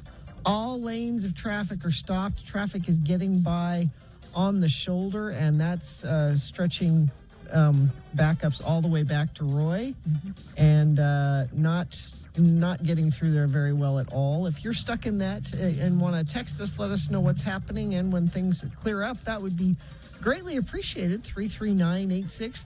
Stop by your locally owned and operated Big O Tires. Buy 3, get 1 free savings going on now through May 22nd. Big O Tires, the team you trust. 192 House Republicans voted against the baby formula bill, including all of Utah's representatives. Because think about the children. Let's see. There are Freudian slips, and then it's the third boner candidate is Bush fesses up. Mm-hmm. There are Freudian slips, and then there are what former President George W. Bush said Wednesday. No Freudian slip. It was too blatant. Speaking in Dallas at an event at Southern Methodist University at the Bush Center, Bush praised Ukrainian President Zelensky as a modern-day Winston Churchill. But it was a slip of the tongue that his speech will be remembered for. While speaking about the repressive regime of Vladimir Putin, Bush said this, quote, you've got it. I've got the audio. In contrast, Russian elections are rigged. Political opponents are imprisoned or otherwise eliminated from participating in the electoral process. The result is an absence of checks and balances in Russia and the decision of one man to launch a wholly unjustified and brutal invasion of of Ukraine. Iraq, too. Anyway. Iraq, too, he says. 75. And then he says, I'm 75. Yeah, so... this would be... Bush's invasion of Iraq in 2003 has been called unjustified and brutal by some critics. Yes. And now it seems as though George Bush is equating himself with Vladimir Putin. And this would be funny if it weren't for all of the servicemen and innocent people that were killed. Yeah. Boner candidate number 3, Bush fesses up. All right. Let's review the first two and vote. Boner candidate number 1, no one deserves it. School bullies forcing a kid to eat food thrown on the floor. This is in Davis County. The father of the kid asks, what has he done to deserve this? No one deserves this. No. Boner candidate number 2, calling all cars, be on the lookout for the poopatrator. Wichita cops identify a woman they call a poopatrator who defecated in the middle of a beauty store, destroying 8 wigs. And voter candidate number 3, Bush fesses up. All right, now we're going to have you vote for your boner during these messages. But know that once we award the boner after these messages, it's the X poll. The X poll question is, what's the worst thing you've ever done at work? Start thinking about it. We'll give you some examples coming up. But let's get to boner voting. Here we go. 1, 2, or 3. Remember your candidate number, the one that you think should win. Put that single digit in the message of a text, and then text that to 33986. Easy. Or call the producer's booth, 877-602-9696. Katie will take your voice vote on the phone. Or go online, x96.com. Look for the box that says Boner of the Day, May 19, 2022, and vote there. And then get ready to participate in the X poll. Only got 4 minutes, so let's go. This is Boner of the Day. Ranch. Oh, let me tell you, Renaissance Ranch. It is a we all met with the owners of Renaissance Ranch, and it was pretty remarkable what they had to say about the program they have there. If you know someone who's struggling with addiction to alcohol or drugs, or if it's you, Renaissance Ranch is a place that you can find help. Now, Renaissance Ranch is a residential and outpatient place. I should tell you that it is for male patients specifically. It is staffed by recovering addicts, and that means they have real empathy because they understand what you're going through, the horrors of addiction. It's an amazing local family-owned program. They know that battling addiction is just so hard. So schedule a free consultation at renaissanceranch.com. They do accept most private insurance plans. Start.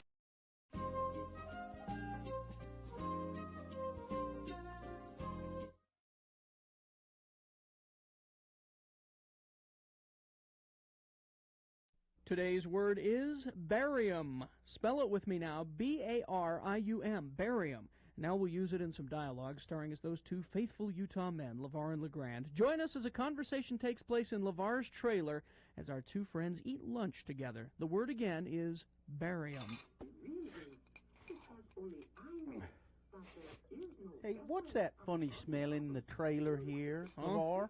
I just about can't stand it. What? I mean, your trailer usually smells pretty bad, but this is about the worst. Pass me the tartar sauce and lemon wedges, please. Here you go.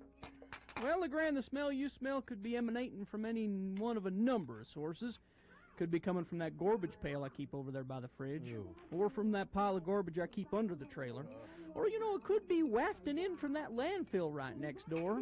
Then what you could be smelling is my feet, because I ain't changed these socks for about a fortnight. That's 2 weeks, I've been reading the Reader's Digest condensed Shakespeare. No, it don't smell like none of those things. It smells kind of like a old lily pond or like a fish market or something. It's a wet kind of dead smell. Wet and dead? Oh, it must be my goldfish. They both passed away a few days ago. See? They're just floating in the jar over there. Oh, no. When did the poor little things die? Well, it's been a while. When I saw them floating in the jar there, I thought they was sleeping. I kept giving them food, and they wasn't eating it, so I figured out that they was dead. Poor little Jaws and poor little Flipper. Ain't never gonna swim again. Oh, no. Ain't never gonna respond to my call. Ain't never gonna snuggle up to my finger when I reach in to pet him. Ain't never gonna bring me my slippers again. Guess I'll just flush him down the crapper. No! No, you can't do that! Well, Them fish brought you your slippers? Well, they hadn't mastered it yet, but I was training them. And why can't I drop them in the bowl and pull the lever? Because it would destroy their immortal souls. Going down the sewer is like being cast into outer darkness. They need to receive a proper funeral so they can be reunited forever in heaven. They was married, wasn't they? Well, I guess. So now what you're saying is I need to dig a hole and bury them? Yep. Have a ceremony and bury them. Well, I tell you, LeGrand, I love these little fishy friends of mine. But I think you're out of your nut. Besides, it's too much trouble to dig a hole and bury them. This watery grave is like being buried at sea. Goodbye, little fishies. You're a cold man, LeVar. Hey, you gonna eat the rest of your fish sticks?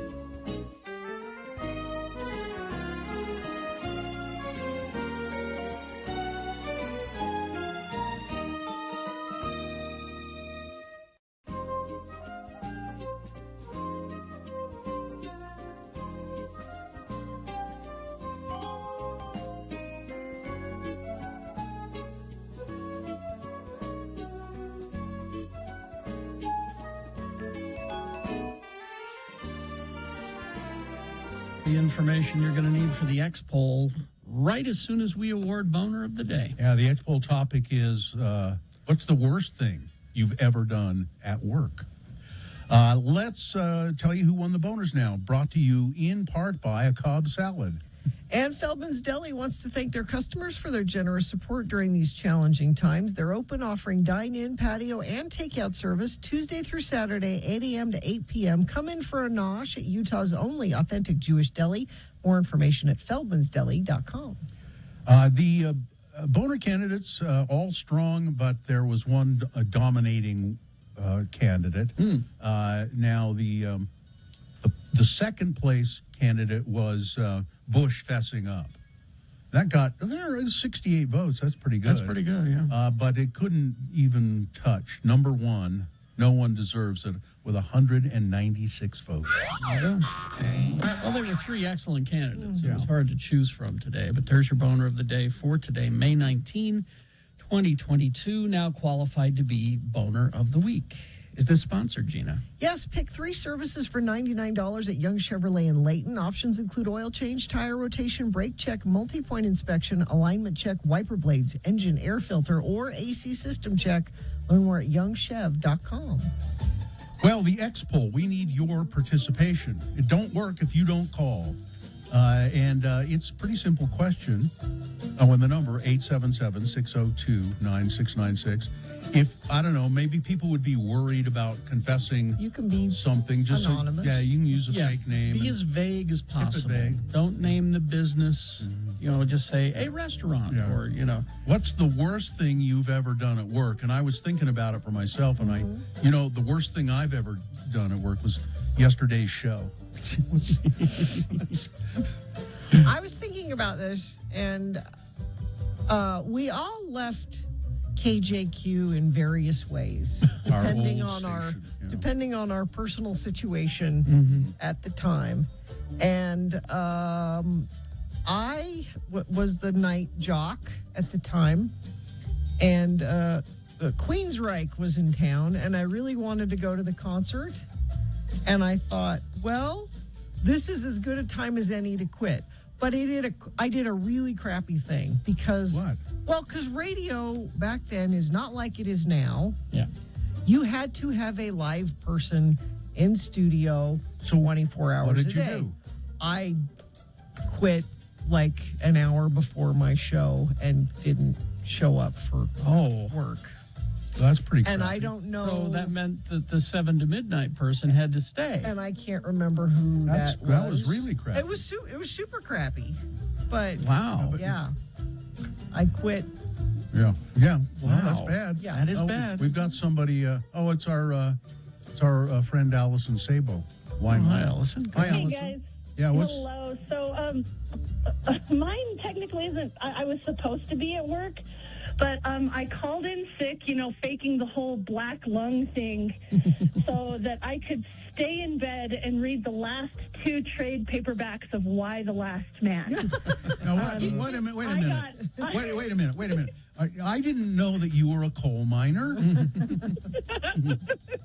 No, yes, I'm a coal miner. I got the black lung, Pop. That's pretty. Sorry, manager. I mean, people do call in sick, but you're right. It was a stupid reason. Well, and the book will keep. Yes, I mean, it's Yeah. not like Not if you're, not if you're caught up in it, Yeah. And that's a good one to be binging if you were. Thank you, Allison. Yeah. See you later. Thank you, thanks, Allison. 877-602-9696. It's the X poll. What's the worst thing you've ever done at work? Well, we got text. When I was 17, I started a fight club in the back parking lot of the restaurant I worked at. Every male under 30 working at this restaurant had faces like hamburger. Wow. Let's see. I can't think. I've done so many bad things. I have too, and I'm trying to...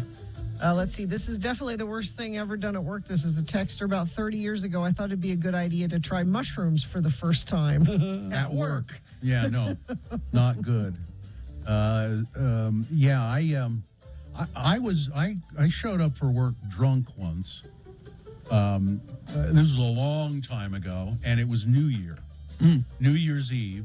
There was a big New Year's Eve party, and then I was supposed to go in and do the morning show. Mm-hmm. And you've been partying all and night? I left the party and went to start at 6 a.m. I was miserable. I don't think people probably could. I mean, I wasn't going, but it was just awful. It was just awful.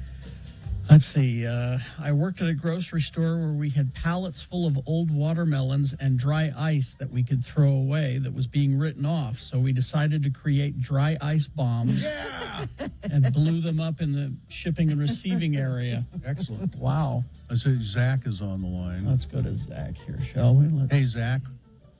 Zach. Hi. Hey, how you doing? Good. What is it? So I was working in a warehouse in Ogden, and you don't get very many breaks working long shifts, so you just go hang out in the bathroom for a while every now and then. Yeah. I remember going in the bathroom one morning, and I fell asleep on the toilet for about an hour. How do you woke up and tried to jump up and get back to work and fell on the floor because my legs were asleep. Do you fall asleep on the toilet? I have. Really? Oh, yes. Yes, in the morning, sometimes in the morning before I come to work. Really? Yes. It's that New Year's Eve party. Oh, thank you, Zach. Thanks, Zach. Another sleeping at work story here. About 10 years ago, I had 3 boys under 6. I was extremely wore out. I went to the break room for lunch and promptly fell asleep, head down on the table for almost 2 hours. My teammates took pity on me and let me sleep uninterrupted and covered for me on a Teams meeting. Oh, There you go. That's nice. So far, none of these have been horrible. I want something horrible. What is Tim the Tree Guy on See line what Tim's got. Hi, Tim. Go ahead. Well, I got plenty of stories, but one that stands out, I was working digging trenches when I was a kid. And the foreman, it was me and two other guys digging these trenches. It's like mid-July, 100 and something degrees, whatever it was. Foreman had been sitting in his truck in the AC just watching us. And we decided to take a break because, you know, we were hurting. And foreman come out and come up to me with a shovel and shoved it in my chest and said, "Get back to work." And I smacked him right upside the head with it. Jeez. Yeah, that would be the end of your employment. I guess. All right, Tim. I did lose my job, but no charges were pressed. Oh, that's good to know. Thanks, Tim. Thank you, Tim. 877-602-9696. What is the worst thing you have ever done at work? All right. The X poll continues after this. Traffic, Gina, please. Yeah, there's 5-car crash has major delays happening along I-15 in Weber County. Delays stack up both northbound and southbound. Around I-84 in Weber County, crash northbound is shut down. All lanes approaching 31st Street in Ogden. Southbound also has delays from 24th Street to I-84, either due to rubbernecking or debris from the crash. Can't really tell, but that is a major incident you should be avoiding this morning. It's the only major incident actually being reported, so that's a good thing. If you see something or if you're stuck in that and want to, maybe that's a good time to participate in the X poll while you're sitting there waiting for that to clear up. You can do that at 33986. Homie is the new way to buy and sell a home without paying crazy high 6% commissions. It's the way real estate should be. Go to homie.com. Homie has your back. All right. X poll continues after this. 877-602-9696 or 33986. What's the worst thing you've ever done at work? And Wendy's for breakfast. Listening to Gina's traffic report, it's clear that in some directions you're going to be late anyway. So you might as well pull over, hit the drive-thru at Wendy's, and get yourself, a nice beverage and a hot honey chicken sandwich. It is a wonderful thing. They start with the hot honey sauce. They drizzle that over the signature spicy chicken filet. You can get that prepared one of 3 ways. Then they layer applewood smoked bacon. Nice. It's not over. Melty pepper jack then goes on top of that. And then they add the stack of tangy, crunchy dill chips. All the flavors are represented. All the textures are there. And at participating U.S. Wendy's, the hot honey chicken biscuit is available only during breakfast hours. Yes, during breakfast time. Now, you can get all of that deliciousness served on a warm buttermilk biscuit. So it's the best of all worlds. Hit the drive-thru. On the way, it's Wendy's.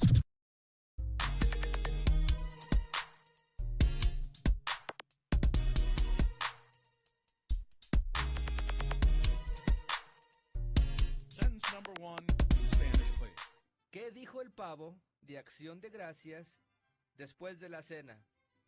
Estoy lleno. Wow.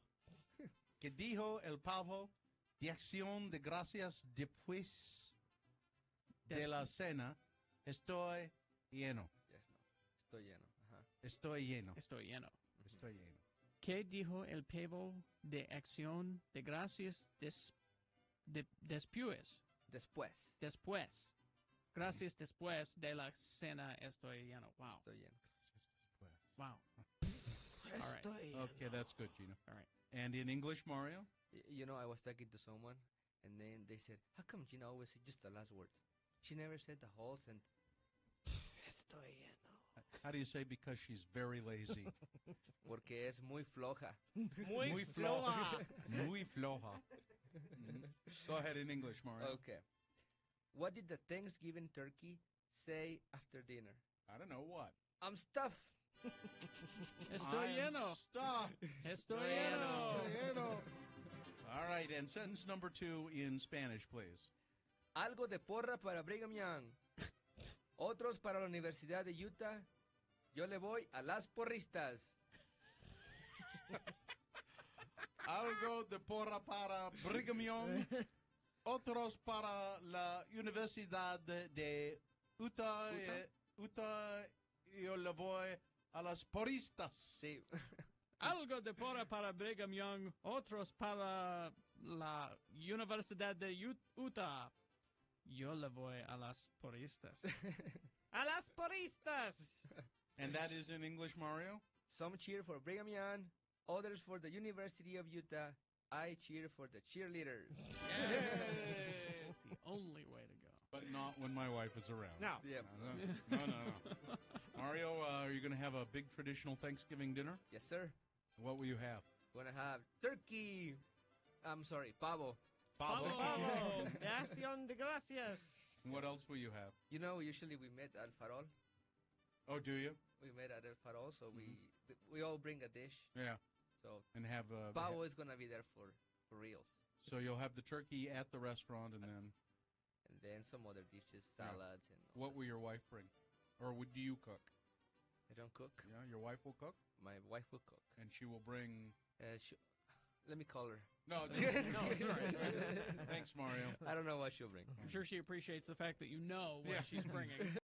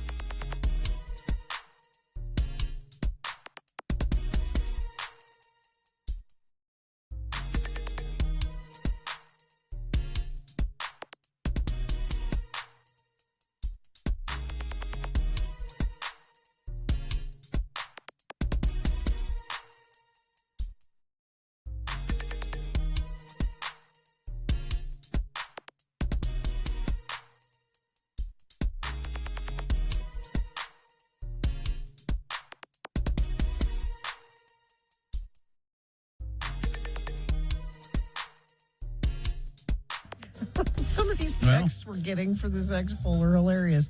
33986 is where you can text, or 877-602-9696. We're asking, what's the worst thing you ever did at work? And I don't know why this made me laugh so much, but not too bad. But when I did customer service, I would answer a call and just make cat noises. You have no idea how furious people would get when they've been on hold for an hour and a cat just meows. I like that. Well, we got a full bank of phones here. All right. Let's go to Jason. Hi, Jason. How are we doing today? Good. What's the worst thing you did at work? Well, it's a company that's no longer in business. We made energy supplements go in energy drinks.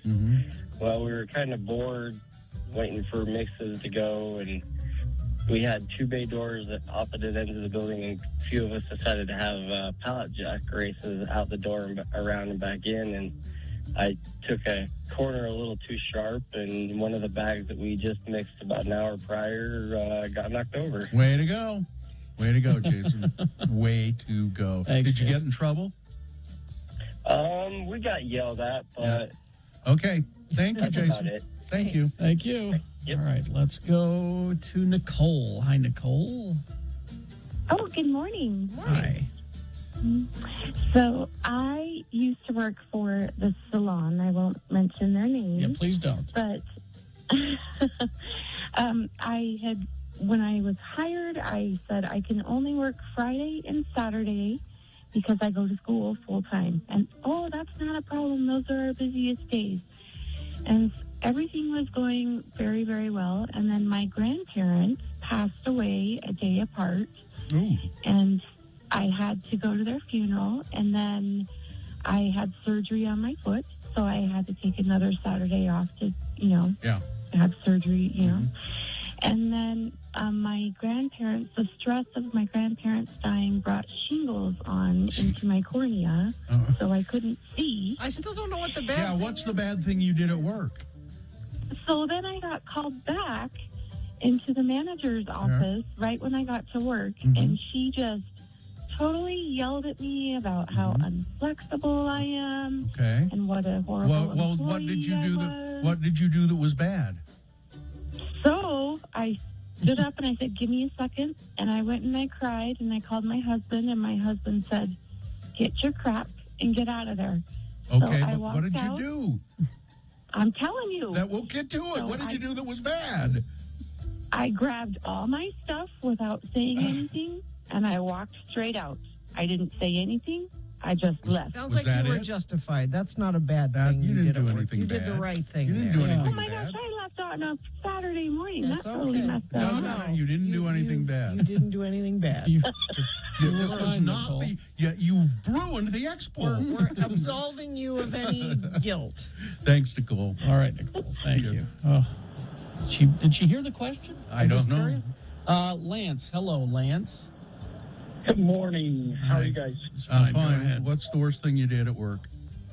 So mine sounds terrible compared to I'm listening to all the other callers, and I'm like almost embarrassed I'm calling. No, we in. need a bad one. Yeah, Go come ahead. So this is like 20 years ago, and I was working for the Pipe Fitters Union in Las Vegas. And we had a guy show up on the job that was non-union on a weekend. And everybody was really mad that this guy was working, and it was super, super hot outside. And he went to the porta potty, and my foreman came over and said, "You three guys come with me right now." Yeah. And we went and tied him into the porta potty, wrapped electrical tape and rope around the porta potty. And then my foreman shouted to him, "See, if you were union and you were on the site, my as God. union members, somebody would be here to let you out." How long was he in there? He didn't have a radio or anything. He got out later on that day. I mean, he but could have his died foreman in there. showed up. If it was hot, It was he could have died. 115. Yeah. It was 115 degrees outside. He could have. Yeah. That And yeah. it You're was right. nasty. Now you're right. That is. Yes. That's something you did Now, see, really Lance, bad at work. Lance understood the question. You win, Lance. As a matter of fact, we're going to give you a Radio from Hell mug. Hang on. All right. Oh, awesome. Hang on. For saving the X-Bowl, 877-602-9696 or 33986. Oh, some of these texts. I took bereavement leave for all grandparents that are still alive. So technically, I killed them for paid time off. I hated that call center job. Let's see. The worst thing I've done at work is look through my coworkers' history on their computer. Oh, that's bad. Turns out they signed up for a dating site. They were helping someone they met launder money and likely stolen goods. They were depositing checks and then writing the money, wiring the money, and mailing weird packages. Eventually, something happened to her bank account, and it was overdrawn. Ooh, this one's bad. As a cook, we always clean the kitchen early if it was dead. A customer came in right before closing and wanted a burger. We picked one out of the trash, washed it, threw it in the microwave, and called it good. Same with the fries. We were too lazy to clean the grill again. That's horrible. I keep trying to think of something really bad I've done at work, and I can't think of one. And you know why? Because I've always been extremely loyal employee, loyal to my bosses. Even if I don't like them, I'm loyal to them. Let's see. I used to put out of order signs on meeting room doors and marvel at how many times people would just turn around and leave without a second thought. So it was like a game. Let's see. Came to work high for about 6 months straight. I have no idea how they didn't know. Somebody says, when I was a teenager, I worked at 7-Eleven. We kept a bottle of rum under the counter on holidays. It was great for cola Slurpees. Yeah. Oh, yeah. A bottle of rum. Let's see. I worked a toy department in a large, Department store. Yeah. In 93 and 94, I hid 20 Power of the Force stormtroopers and kept them off the shelf and bought them all myself. Well, that's typical, actually. That happens a lot. Yeah, toy store employees. Toy store yeah. employees. I used to have a guy at a Toys R Us who would pull things for me and for hang you, on yeah. to them. Yeah. All I'd have to do is give him like a free T-shirt or concert tickets every now and then. Let's see. Over between Christmas and New Year's, I was scheduled to work, even though I told my management team I needed time off for family. So I just didn't show up for 3 days straight. It was during my last 2 weeks with the company. So then they were just like, what happened to you? I was like, I told you I shouldn't come to work. You know, there's somebody in the chat room who said they had sex in an alleyway during their shift while the supervisor watched. Who hasn't done that? Yeah, we have a lot of people having sex at work that have texted in. Yep. Somebody else says, a few of us would yell fire in the hole and throw a handful of ice into the deep fryer, clearing out the kitchen. Holy Jesus. When I was 18, I worked as a hotel overnight doing audit. Had sex with a customer behind the desk. There were cameras. They waited until I came in for my next shift 3 nights later, and my coworker was there working my shift. When I asked why he was there, he only said, "You know why." The boss never called me or formally fired me. I left and never asked any questions.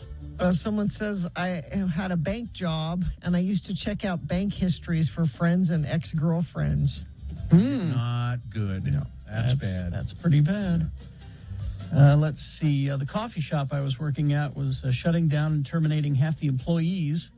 Throughout the next couple of weeks, all the employees started taking swag and product, mugs and whatnot.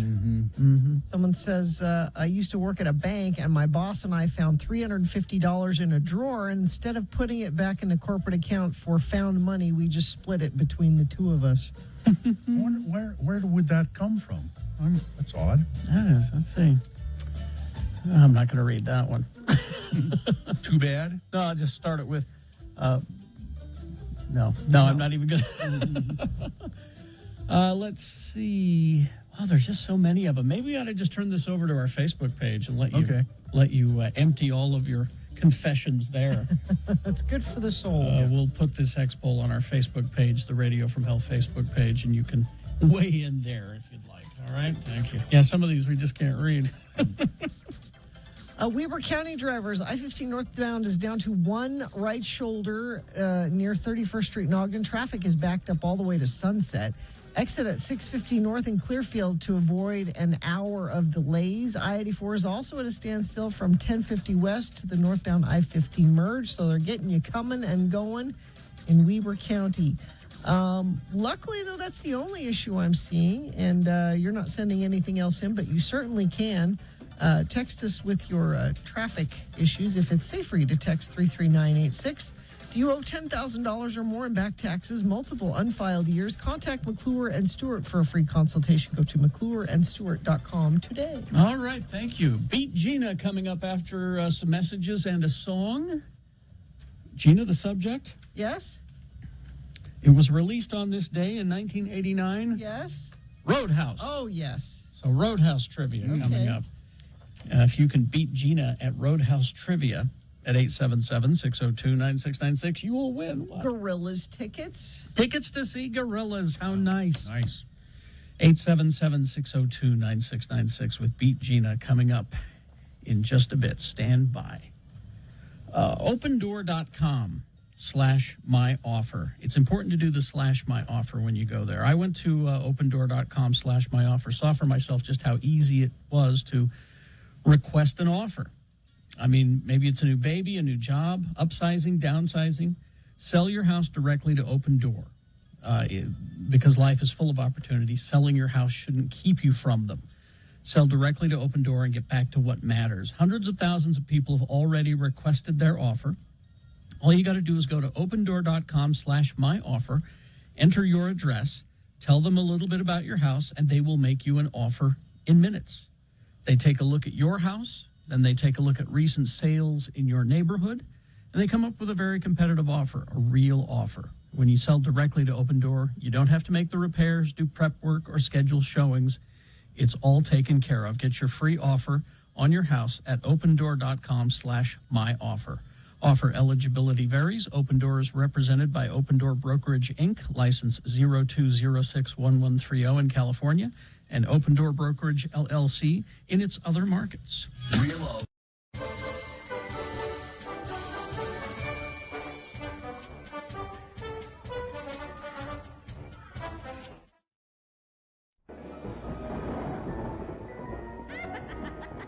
Hello, kiddies. It's me, your old friend, the bookkeeper. Since this is tax season, I thought you might want to hear a story from the big ledger about filing your taxes. Today's installment concerns the do's and don'ts of claiming deductions. Pay careful attention now, or you may have to pay more later. Well, Mrs. Johnson, I've looked over your return, and I have a few questions about some of your deductions. Oh, my, is there something wrong? Well, you've claimed over $9,000 in medical expenses. That's correct. I have all the receipts right here in this shoebox. You seem to be in perfect health. Now, some of these procedures seem a bit odd. Oh? Spaying. Yes. Neutering. Yes. Hairball removal. Yes. These are services performed on your cat. Oh, yes, I love cats. I have over 30 of them. You can't claim your pet's medical expenses. But they're like family to me. It's not allowed by the IRS. Well, could I claim them as a home improvement? How so? Well, they keep me toasty warm in the winter. They're like portable space heaters. I don't think so. Well, they shed a lot. So? Their excess fur helps insulate my house. Better R value than the pink fiberglass stuff. And no. Can I claim them as my children? And no. The government would never overlook you being 80 years old with more than 30 dependents, some of whom are named Buffy, Tabby, and Mr. Boots. Well, I've made sure they all have Social Security numbers. Well, why didn't you say so? Sign here. You can expect a hefty refund. Oh, thank you. Ms. Smith, send in Mr. Thompson, will you? Oh, The guy who wants to deduct his dog as a home security system. okay. Well, kiddies, it does pay to keep good records after all. Looks like Mrs. Johnson is in for a windfall. If she can avoid an audit by the IRS, that is. Maybe the nice accountant fellow from S&M Block will go to jail for her. Remember to file on time, and if you need any help with those tricky forms, don't hesitate to ask your old friend, the bookkeeper.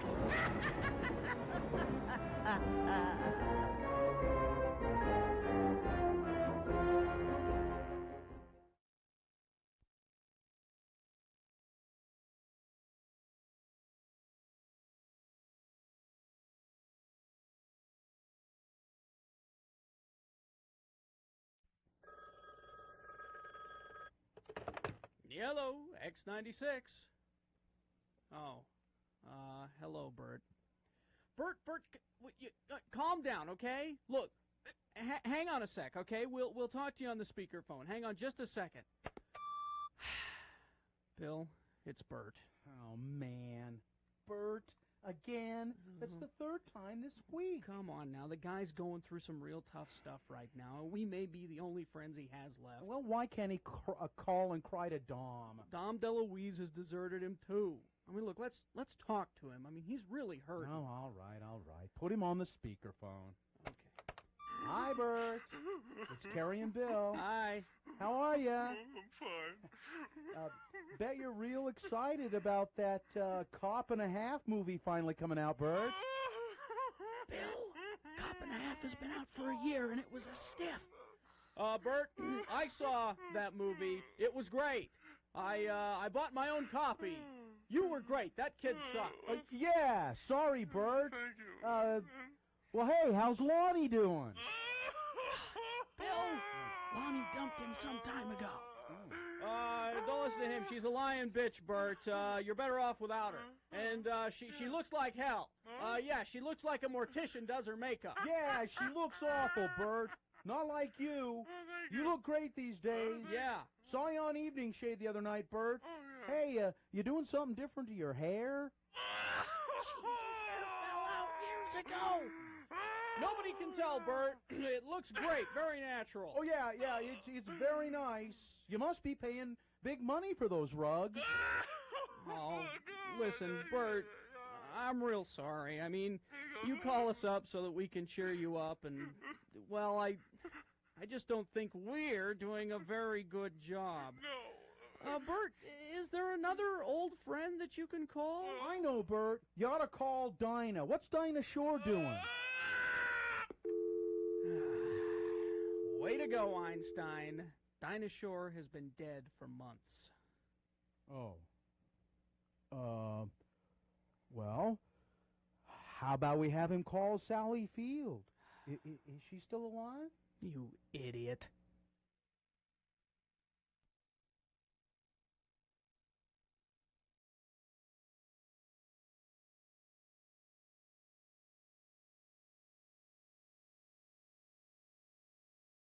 Here's what Kerry Jackson is doing when he's not on the air. Well, Kerry, our session is nearly over. So let's get right down to it. What would you say is your biggest problem? Oh, I'm just a little depressed. I don't know why. Well, perhaps it's something holding over from your childhood. Tell me about something of your memories from your youth. Well, one of the distinct memories I have is when my two older brothers were playing basketball in our room, and Peter went up for a layup into the garbage can. Greg didn't block it, and the ball bounced down into the living room and broke Mom's favorite vase. You know, I told him over and over, Mom always says, don't play ball in the house. Kerry, Yeah? that was an episode of the Brady Bunch. Oh. Okay. I do distinctly remember when we almost had to get rid of my dog Tiger because we thought that my sister was allergic to him, but it turned out just to be Tiger's dog shampoo, and so... That was also an episode of the Brady Bunch. Yeah, that's right. I do remember when some bullies at school were picking on my little sister because she had a lisp. Brady Bunch, Kerry. Brady Bunch. God, Doctor, you've been right all this time. I have been living in a fantasy world. God, this is so embarrassing. Is there some sort of traumatic event that happened to cause this? I never got over the fact that our maid Alice was married to that butcher Sam. God, I wanted her for my own. Excuse me for just a moment, please. Mrs. Greenlee, could you please send in Mr. Chunga to collect his friend? Kerry's session is now over. Here's what Bill Allreddy's doing when he's not on the air. God, Kerry, you must have had a rough session in there. Yeah. It's good to get out into the air and walk around, though. Gee, just when I think I have it rough, look at that poor bum in that dumpster across the street. Yeah, I see that guy over there all the time. I think he sleeps in the dumpster. He looks kind of familiar, but I just can't place him. Oh, boy, looks like Kerry and Chunga across the street. Thank God they didn't spot me. Oh, man, there was some really cool stuff in here today. Wow, a tuna can. Oh, cool. I think there's some tuna in it.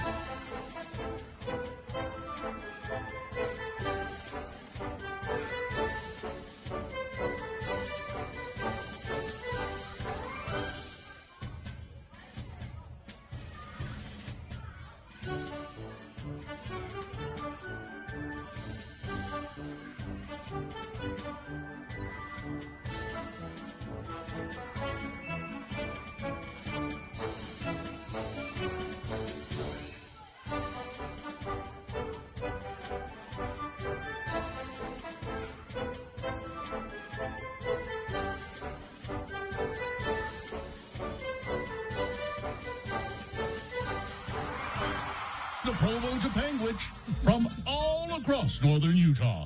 Would-be contestants from every direction come to Radio from Hell with one thing in mind.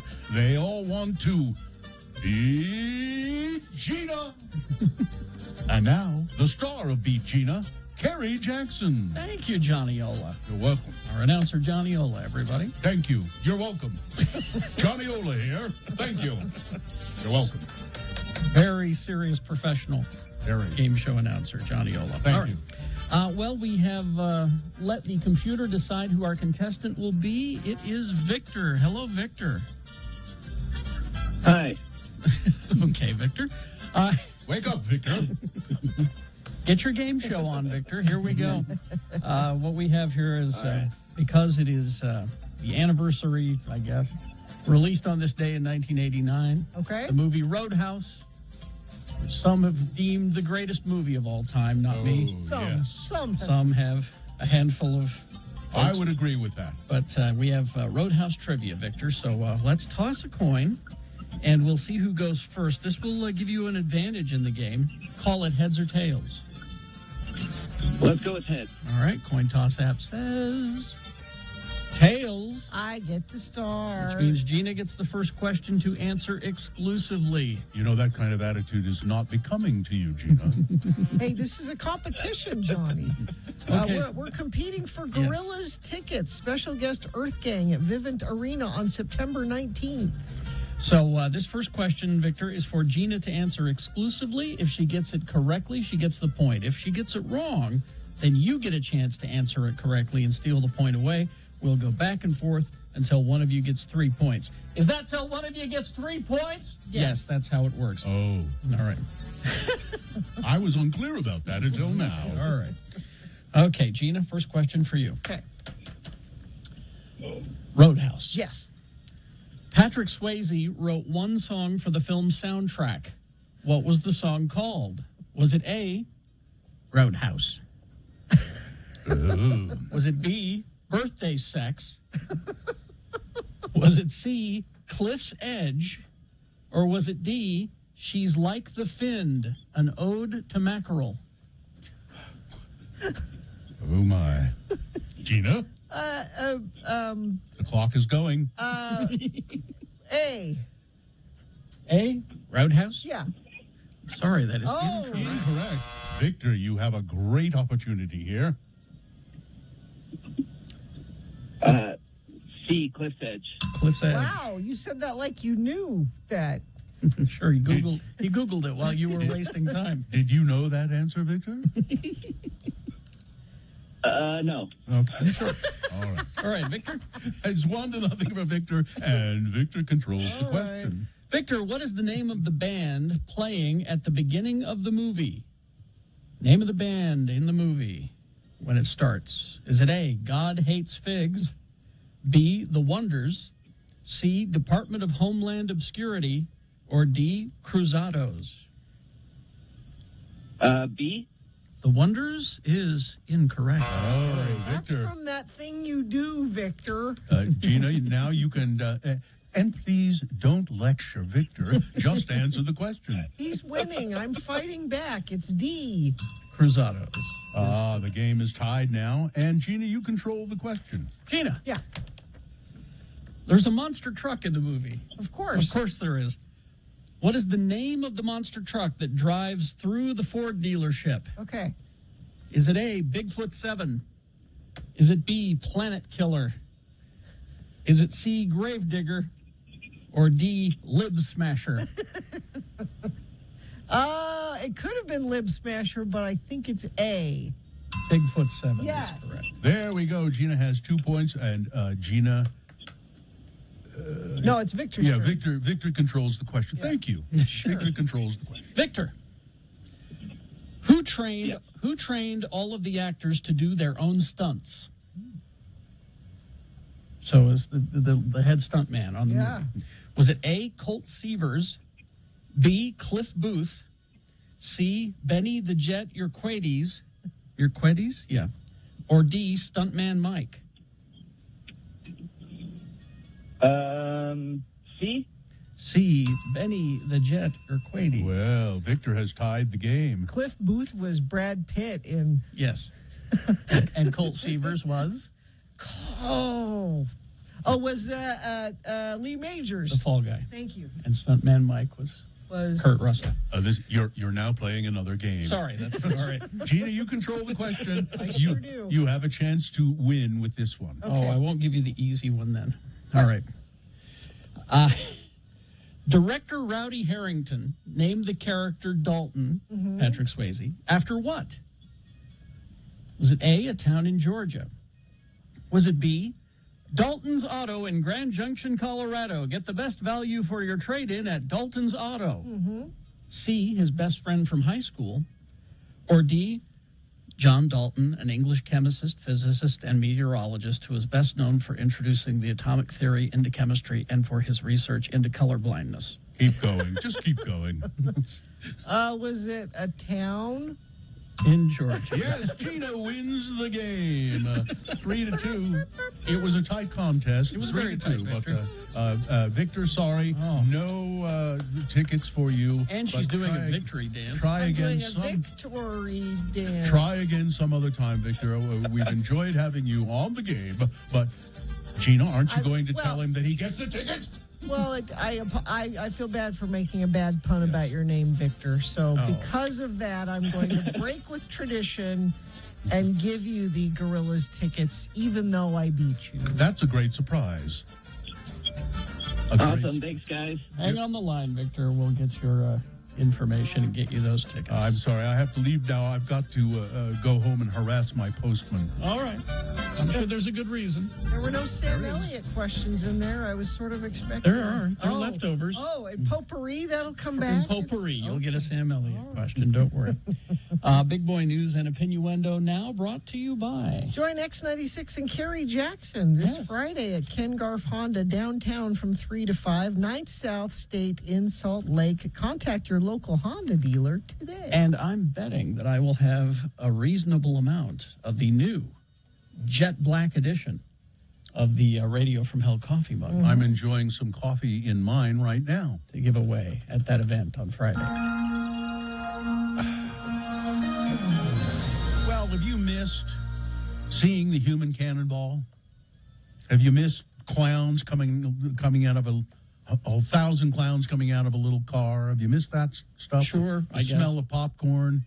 The Ringling Brothers and Barnum and Bailey Circus has decided that they will come back after 10 years, about 10 years since they closed down.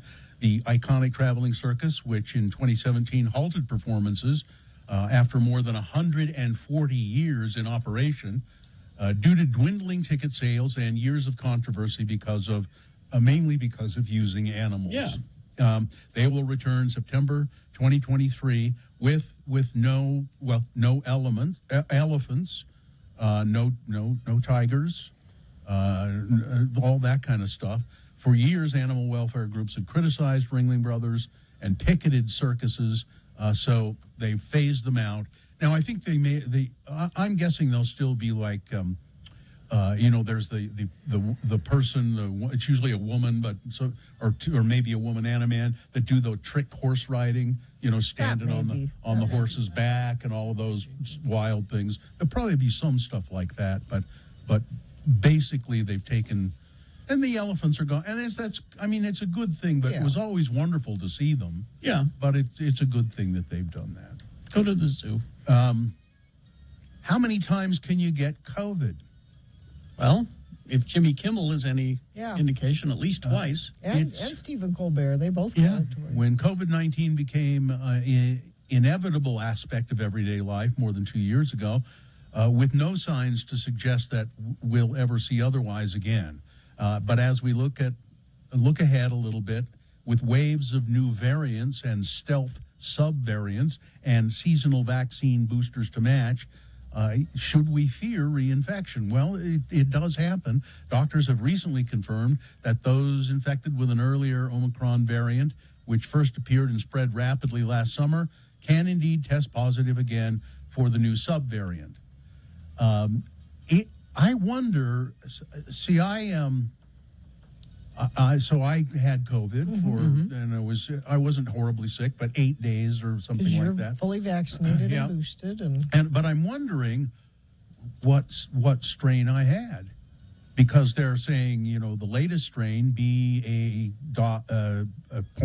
or BA2.121, there are clusters of that now in New York City, and that's causing more and more people to be. So I'm just wondering if there's, if you find out what variant you have, if it can. well, there's always going to be new variants. So if you've had it, you can get it again with another variant that comes along. Yeah, I guess. I guess there's no point in knowing, really. And then this is, I have noticed this, and I think we've all commented on it a little bit.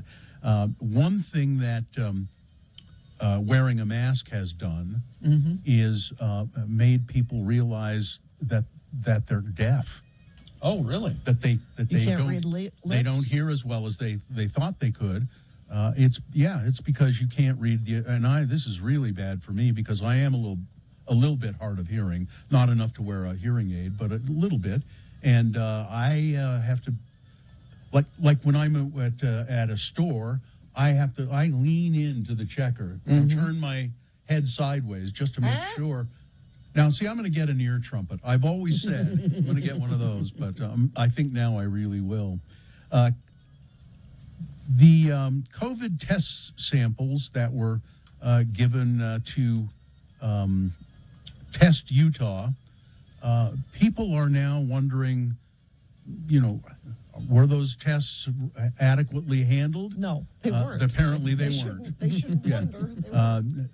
Nomi Health's Test Utah sites, they had the people that were running them. It wasn't their fault. They had the things. It was too cold. You're supposed to keep the test samples warm, and they didn't do that.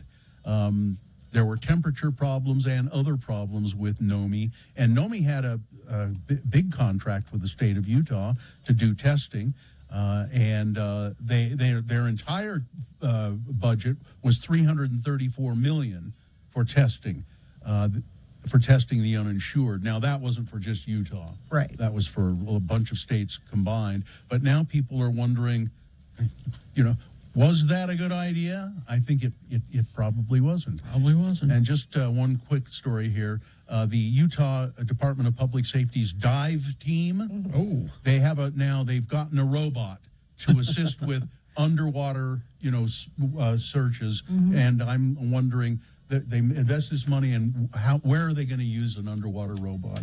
There will be no place to use it soon. Because we don't have any water. We're running out of lakes, you see. Yeah. Well, we got one just in case, because we had the money and we needed to spend it or we'd lose it. Yeah. Sports, weather, traffic. Golden State Warriors over the Dallas Mavericks 112-87. That means Golden State leads that series 1-0. The scheduled game today is Celtics and Heat. That's a 6:30 game. In the NHL yesterday, the Calgary Flames over the Edmonton Oilers 9-6.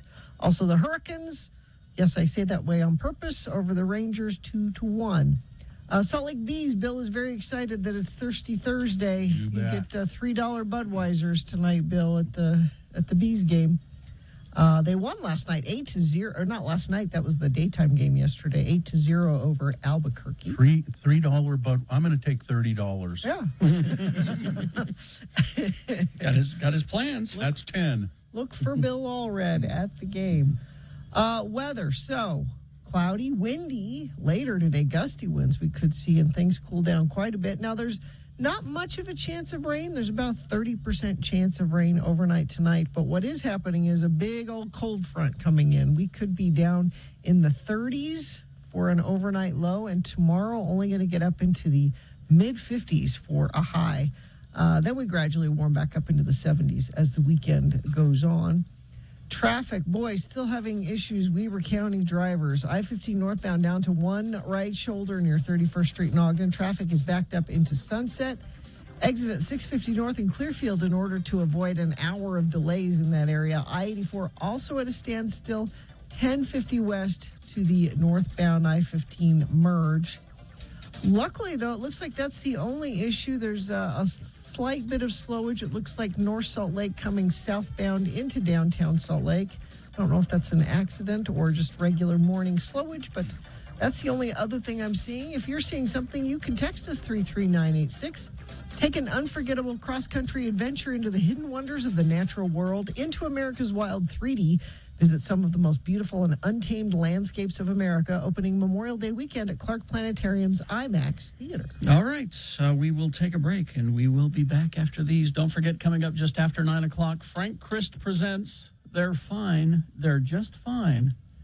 There may be some Frank Christ swag coming. Really? Someday. Because we also have AWOL Nation tickets to give away. AWOL Nation tickets. All right, stand by for that. Poop Chat coming up. Stand by. The music starts at 10 with a 1 hour nonstop music wingding on X.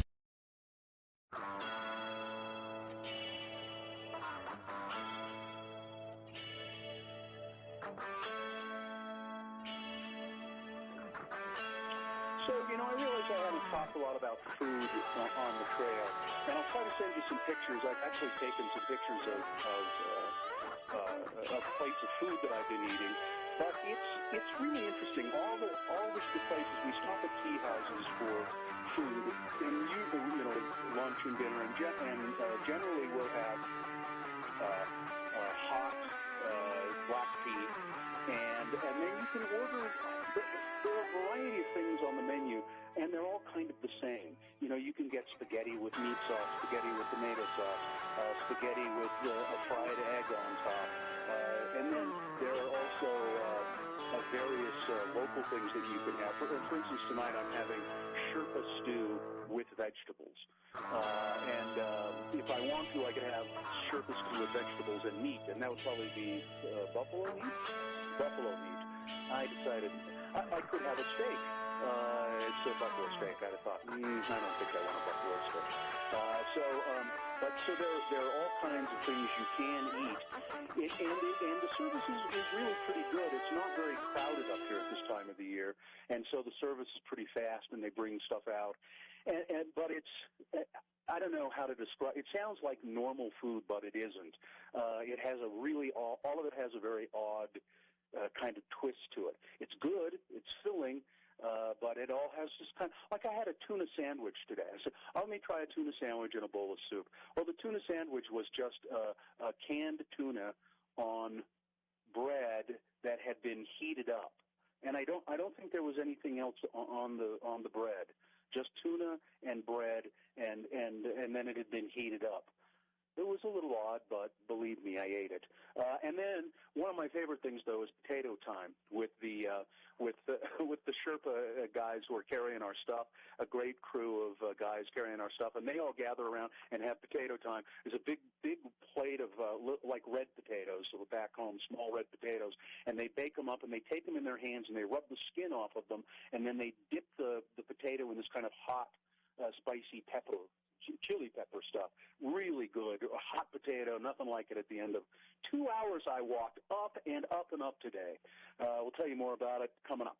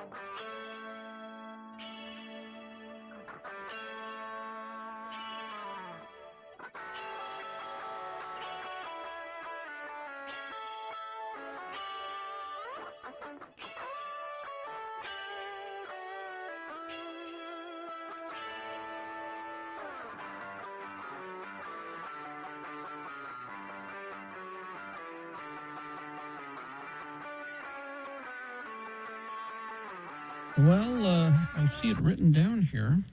Well, it's we're if the Radio from Hell show is known for anything, one of the many things it is known for is that we like to engage in poop chat.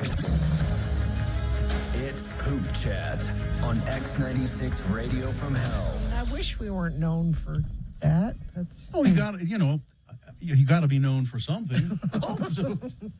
So why not?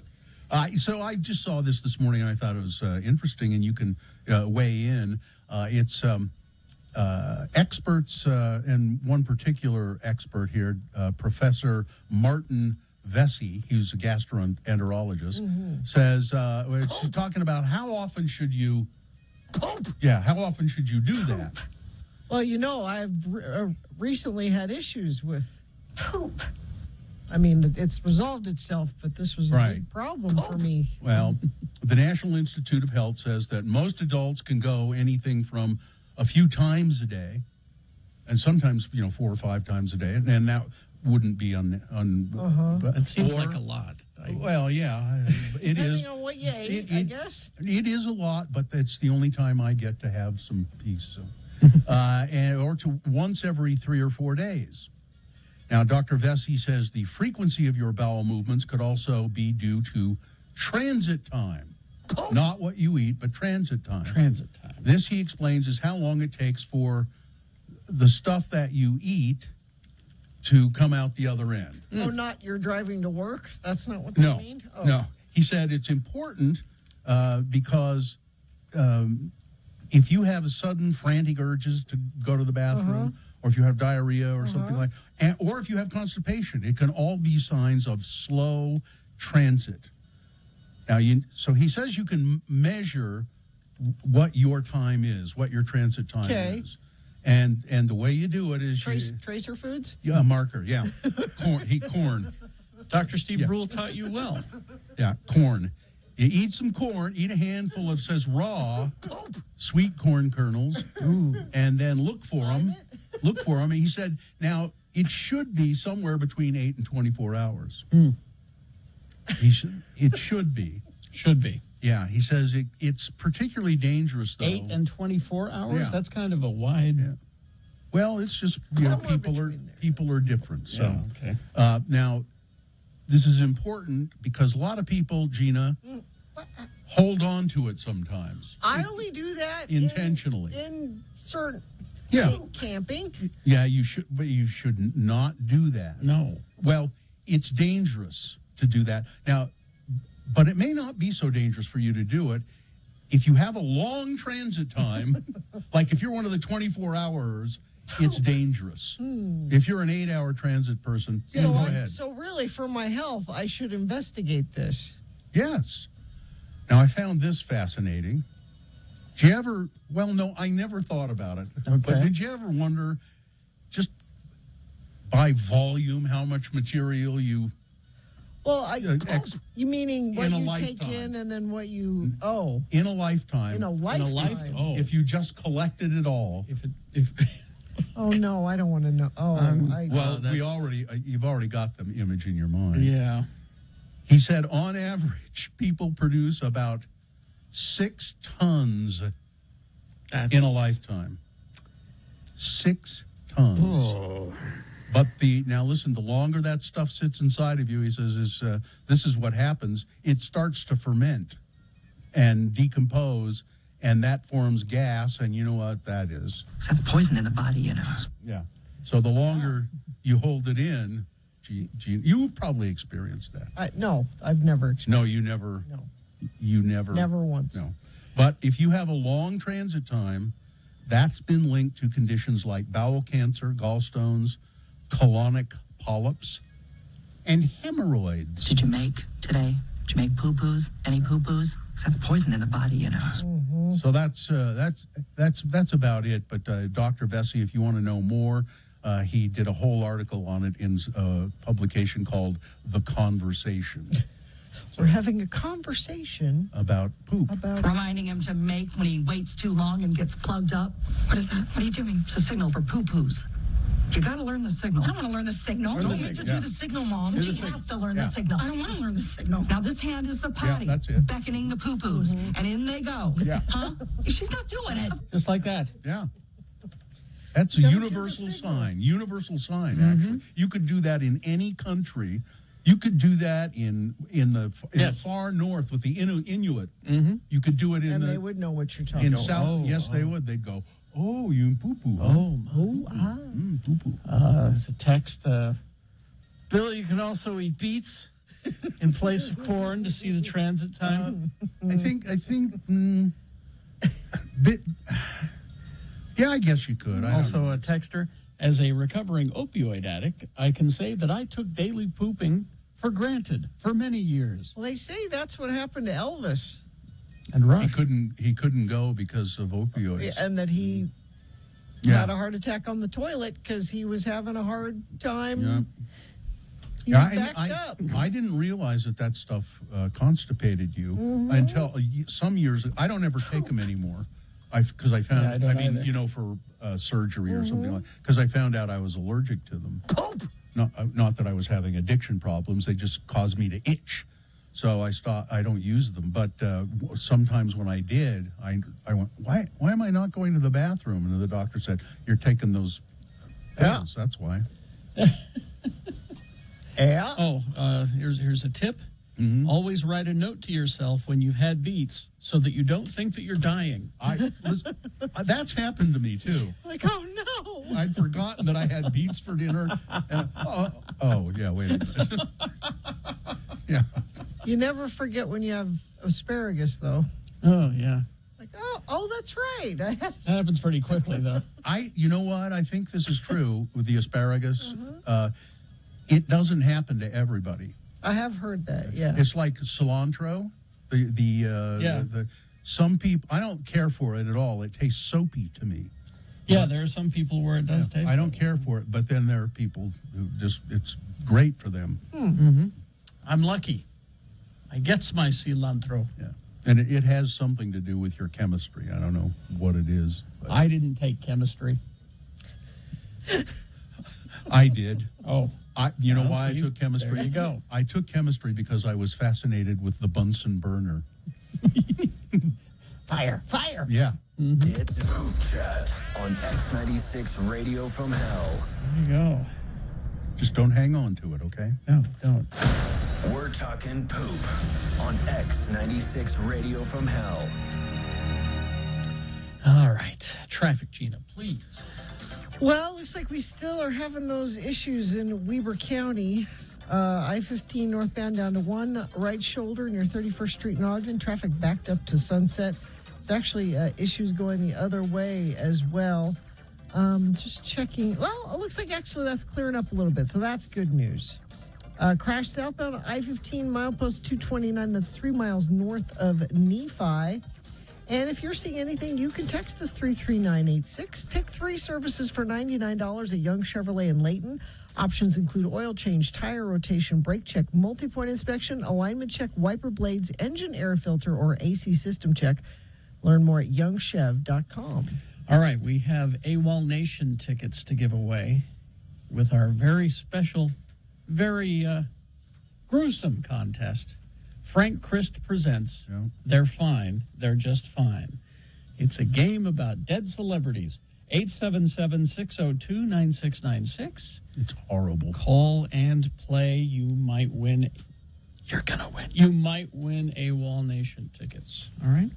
UtahAdvocates.com is the website. Go there and anonymously, for free, talk to a lawyer in their little chat feature and find out if you have a case. If you're injured in an accident and you know it wasn't your fault, or maybe you're not quite sure, the advocates can help you determine that. Or if it might not even be you injured, could be a loved one of yours that's been injured in an accident. Yeah, and either way, there's a lot to deal with, like unpaid medical bills, doctor appointments, lost wages, having to get your car fixed or get a rental car, all of that kind of thing. Well, you don't have to do that alone. The advocates help you do that stuff. They help you. I mean, there are cases where I know they've gotten people rental cars, and they don't charge you anything until they win the case and get you a settlement. Nothing up front. Yeah, and that's when they take a cut. So you deserve an advocate. Call them, 801-355-5550, 24 hours a day, 7 days a week. Or, as Carrie said, chat online, UtahAdvocates.com.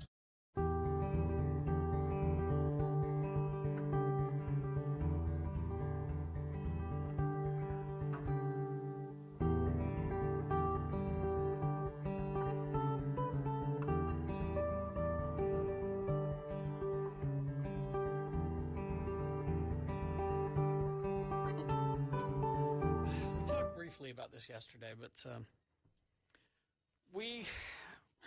the subject of billboards came up, and Todd came to us and said, want to do some billboards for November. We did our zombie ones for October, for Halloween. How about something for Thanksgiving?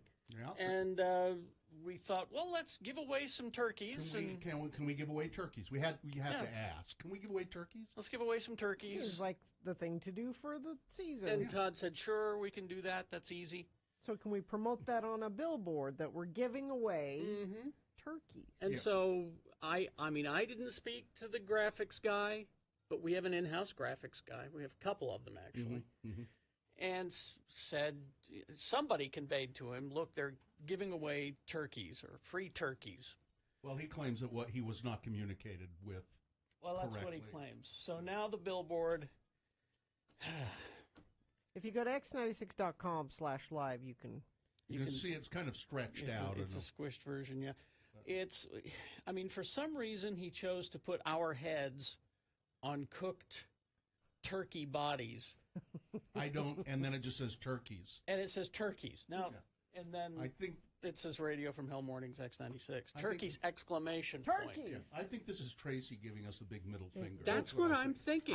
I don't think people are going to see this and go, I think Radio from Hell's giving away free turkey. Exactly. I think what it's doing, it's calling us turkeys. Turkeys. That's obviously what it's doing. That's what I think is happening here. I, for one, am offended. And well, you should be. And plus, your drumstick is burnt. Yeah. Look at it. Look at that. You're over. No one will eat that. I have kind of a nice tan. Yeah, but I'm a little overcooked. I look like I've been in the tanning booth. But I think, okay, so, look, I'm willing. Look, my gut says he did it on purpose, because for some reason he doesn't like us. He did. But I'm willing to give him a second chance to fix it. Unfortunately, he's about a week and a half behind on his art. So how long does it take to? He's got other assignments. He's got the soccer team. How are people going to know we're giving away free turkeys? Well, we'll give one away, tomorrow, Katie? We'll probably give one away tomorrow. Yeah, we'll give away a turkey. It better be a Norbest. We are trying to focus on Thanksgiving because we feel like it gets neglected every year and just rushed right through the season to Christmas. Yep. I found this Thanksgiving traditions that have been mostly forgotten, so we need to bring... Traditions that have been mostly forgotten. Okay. Thanksgiving greeting cards. I know Cabin Fever has a bunch of those. So Christmas cards, everybody knows that, Valentine's cards. But back in the 1800s, people used to give each other Thanksgiving greetings. And this is what Dave says at Cabin Fever. Mm-hmm. This is the perfect time of year to send somebody a note saying why you're thankful for them. Yeah. My family still does that one. They do? Yeah. Oh, nice. Well, so I could send somebody a note saying, you know, I will be very thankful if you would invite me over for Thanksgiving dinner. I guess you could do that. I mean, you can. I mean, please invite me for Thanksgiving dinner. I would be very thankful. Playing football before dinner, you know, like the Kennedys do. Oh, touch football, yeah. Yeah, touch football in the Always- yard. Yeah. Okay. Yeah, you got to do that for Thanksgiving. Place cards on your Names dining room where table. you have your name on it, and there'd be little turkeys or something like that. That was only at like weddings. No, you do Thanksgiving. No, Thanksgiving. Well, it's because you never Well, have anybody over. And No, this is, exactly. And especially these days, those are important because maybe you don't want Grandpa Trumpy to be sitting next to. You know, try to avoid Maybe that's the... for really big families. Well, I have a and super small family. we do that, and now there are 3 of us at home, but we do that every night anyway. No, it's a good It's, idea. You know, because I don't ever remember where I'm supposed to sit. Oh boy. Using your grandma's old recipes. yes.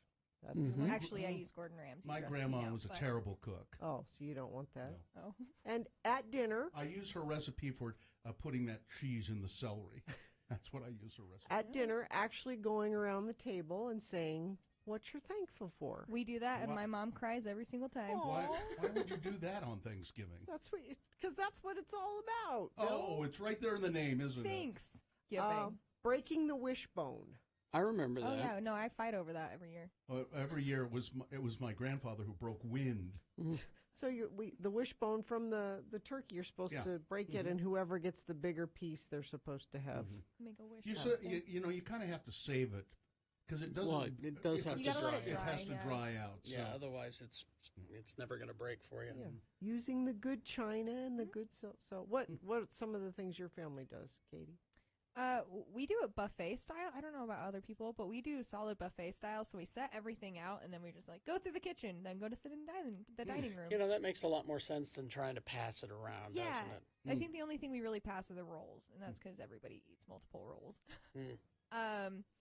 We have butt rolls every single year. What? Yeah, so Okay, great. so we make our own rolls, but you know how like frozen rolls come in just like little balls of dough. Yeah. So we put 2 of them in a pie, like a Muffin tin? Muffin tin, yeah. So we put 2 in one tin, And they and when come- they expand and they cook, they become butt rolls, and you can pull them in half perfectly. This is what you call them on Yeah, we Thanksgiving. call them is butt rolls.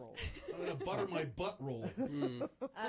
We used to use a traditional family recipe for the turkey, and then Gordon Ramsay's recipe came out, and it has the best gravy I've ever had in my entire life. So we use that from now on. It's donkey gravy. It's amazing gravy that you put like lemons, onions, and things inside of the turkey and let it cook, and then you pull all those out. You cut off the wings and stuff, and you let it boil in cider beer, something, and broth. And then you mash all of. You got to get just the right amount of something, though. Yeah, I know. You mash all of that up, and you reduce it down, and it makes the most flavorful gravy Sounds I've good. ever had in my life. I can bring some into you guys after Thanksgiving if you want to try. here's it. Yeah, bring me a cup of gravy. Anytime. It's I'd actually, love a cup of I know you Now, would, Bill. now here's a text. Back in the 1800s, we used chamber pots. Are we going to bring them back? Well, Well, that's a weird Thanksgiving tradition you got there, dude. What did they use I know, chamber That's pots weird. for? I'm sorry. I don't know. I don't want to know. What's don't either. What's the one thing that you have at Thanksgiving dinner that you never eat? That you go, That why are we we having? usually don't We eat? have this because it's tradition, and you don't. And eat nobody it. touches it? Well, Nothing. no, but just you personally. Cranberries. Oh. You don't I like don't. I mean, cranberries? no, I mean, I like them. You asked something Oh. that we don't eat during the year, but No, we that's have. not what I meant. I mean, What did at, you mean? at Thanksgiving dinner. That's Oh, you won't you put prepared. it out. You put Uh-huh. it out, and nobody will. And nobody- or, Cranberry nobody sauce. eats. or you won't eat it. That Oh, would be okay. me. Cranberry sauce. I don't like it. I can't think of it. Pumpkin pie. You, Yeah, you I pretty don't much care don't for the care. pumpkin I don't pie. waste my time with pumpkin pie. It has to be the homemade pumpkin pie from my family with actual, like, real pumpkin. Well, I insist on having Brussels sprouts, but Mhm. I know that some people don't eat them. We have them all year. Yeah, you don't have to wait. Well, no, but you gotta have them on Thanksgiving. You gotta. Gotta. Okay.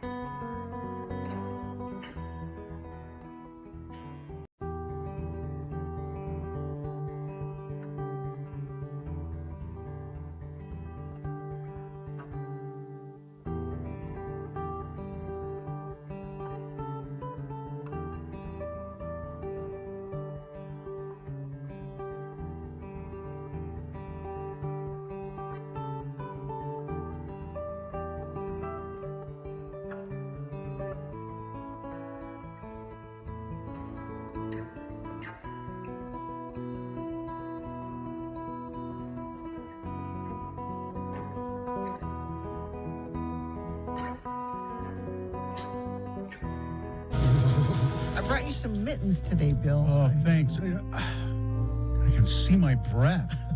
Boom. That's because our celebrity Grim Reaper Frank Christ has entered the studio. You're looking particularly pale today, Frank. Well, please don't be afraid. It's hard not to be afraid. Well, you're fine. You're just fine. Are you sure? I hope so. Well, Frank would know if anyone would know. I can't exactly take your pulse now, can I? I can't touch you. No. Frank Christ here, and we play a game with Frank. It's called Frank Christ Presents. They're fine. They're just fine. That's where we read a list of 4 names, celebrities, and Frank, who is our celebrity Grim Reaper, the contestant has to tell us which one is Frank taken. And if you correctly identify the no longer with us celebrity, today we have AWOL Nation tickets to give away. They're live at the Complex on October 6th. Now, do we have a contestant, Frank? Yes, you have Adam. Adam, good morning. Adam, how are you feeling?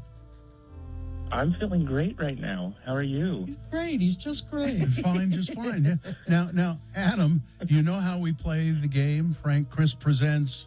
They're fine. They're just fine. You know how to play? I think I get it. Okay. I know. All right. Are you sure? I'm pretty sure. I don't know. It's kind of complicated. All of you, your Radio from Hell contests are pretty hard to figure out. Adam, here the celebrities category of celebrity we picked this time is Postmasters General. Now, Gina was initially very upset about this one because it's not celebrity. No. Well, but Bill has done his research. Yeah, they are. I mean, they're sort of. Well, he knows that all of us Reapers, we cover for each other. Yeah. And one of the Reapers, Jiminy Christ, he's the Reaper of civil servants. And he had a boil that needed to be lanced that day. And you stepped up. I stepped up and said, I'll get it. I'll fill in for you. Couldn't he lance his own boil with a scythe? Oh, no, you don't want to do that on your own. So Postmasters General, anyway, Adam, and I'm going to read you the 4, and then you tell me which one you think is no longer with us. Now, sounds good. A is Anthony M. Frank. He was appointed by Ronald Reagan to head the post office. Interesting side fact, his father's name was Lothar. Oh, I know. Lothar. Yeah. Not enough Lothars. We need more Lothars. Yeah. B is Louis DeJoy. He is the current Postmaster General. I guess that's kind of a clue. He's the first Postmaster General to serve who has absolutely no postal experience at all. Mm-hmm. Every post, there have been like 100 and something postmasters. They've all been post letter carriers or worked with the post office. And Louis DeJoy has extensive contracts. His company has extensive contracts with the United States Postal Service. C is Marvin Travis Runyon. Mr. Runyon was also known as Marvelous Marv or Carvin Marvin. And he's in the Woodrow Wilson High School Hall of Fame. Oh, I didn't know. And D is Megan Brennan. Megan is the first woman to serve as Postmaster General. So of those 4 wonderful Postmasters General, which one do you think is gone? Well, to be honest, I don't know the current postmaster, nor do I know any old ones. So I'm going to go What a surprise. C. C? Marvin Travis Runyon. Now, why did you pick C, Adam? Like I said, I have no idea. Okay. So, you know. You're just a random pick? You're more in touch with the postmasters than you thought. Marvelous Marvin Runyon, Carvin Marvin Runyon. Frank took him in 2004 at the age of 80. You win the game, Adam. Great. Marvin, who names their kid Marvin anymore, right? Well, who names their kid Lothar, for God's sake? Well, thank you, Adam. You've done very well at the game. And now those other, rest assured, those other Postmasters General, they are, Frank. They're fine. They're just fine. Jiminy will take them eventually. I know. All right. I need to make a request for B. Yeah, Louis DeJoy, yes. Adam, hang on the line. We'll tell you how you can get your tickets, and thanks for playing the game. Thanks for letting me listen, guys. It's our Put you pleasure. on hold, and we'll get to you. By the way, just pretty soon will be available a sticker with my likeness on. What? You see Really? that? Oh. There's me on my scooter. Where did that can come see. from? The pale scooter. And my helmet. And you can see that on this. I have a sticker on my scooter. It says "Love Life." Right there. That's sort of ironic, isn't it? And it says Frank Chris Presents. They're fine. They're just. I love that. That's great. Love life. I didn't know you had such a sense of irony. Well, you have to in my business. I guess so. I hate my job so much. Oh. Well, now I know you have to go, Frank, and if you could just look in a little bit for me, look in on Marlo Thomas. Is she all right? She's fine. She is just fine. I don't know. I just check on her. Should I be concerned? Well, she's on my Deadpool. You keep doing this. I'm not. I'm not here to influence. Pete Townsend's 77 today. Maybe Pete is fine, though. He's just fine. Don't you dare take I'm Pete. concerned about Grace Jones, though. Oh, no. How's Grace? 74 today. Oh. All right, Frank. I'll Thank you. check in. Scoot out.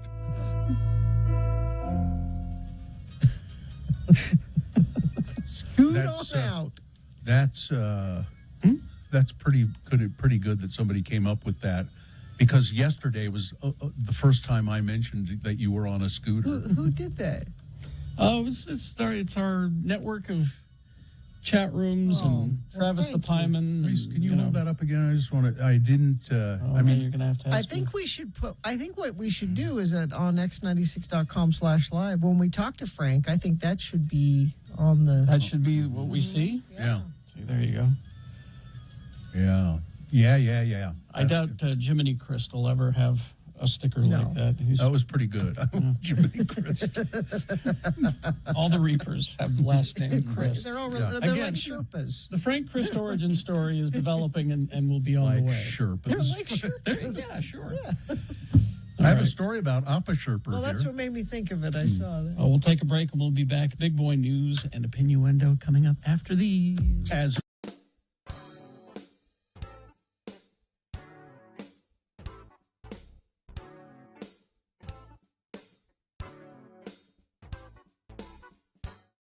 Here's what Carrie and Bill are doing when they're not on the air in the distant future. The year 2525. Oh, hello, boys. Oh, hello there, Chunga. It's about time you showed up. Sorry. Still got about an hour before airtime, though, boys. Thought maybe I'd change the brine in your pickle vats before we start the show. Yeah, good idea. Mine's kind of reesty and cloudy. I mean, I can barely see you through the glass. Yeah, and my liquid isn't conducting the electrical impulses I need to blink my eyes. You guys are amazing. I don't know of any other guys in radio who could have lost their bodies to disease, have their heads preserved in vats through the miracle of cryogenic science, and still go on with the show. I bow in the presence of greatness. Yeah, and if I still had an ass, you'd be kissing it right now, buddy. Hey, come on, leave the kid alone. All right. He won't change the brine before we have to go on the air if you keep insulting him. Hey, any word on when our audio animatronic bodies are going to be ready, Chunga? Well, I called Disney and they apologized for the mix-up with the last bodies they sent you boys. But Bill, I thought you looked pretty cool with your head on Little Mermaid body. I wasn't any better off with that body than I am as just a disembodied head in a pickle vat. Who could walk on that tail? Yeah, the Country Bear Jamboree body they sent me was ridiculous. I think Bill and I are going to be much happier when they send the Chip and Dale bodies. God, ain't technology wonderful? You said it, brother. Only here in the year 2525 could two disembodied heads kept alive in pickle vats do a radio show. And still come out to be about number 15 in the ratings. Do you guys mind if I wait to change your fluid? I gotta go to the head. The head. Real funny. What a comedian. What? Oh, nothing. Hey, watch out. You're jostling my back. Ouch! Help! Help!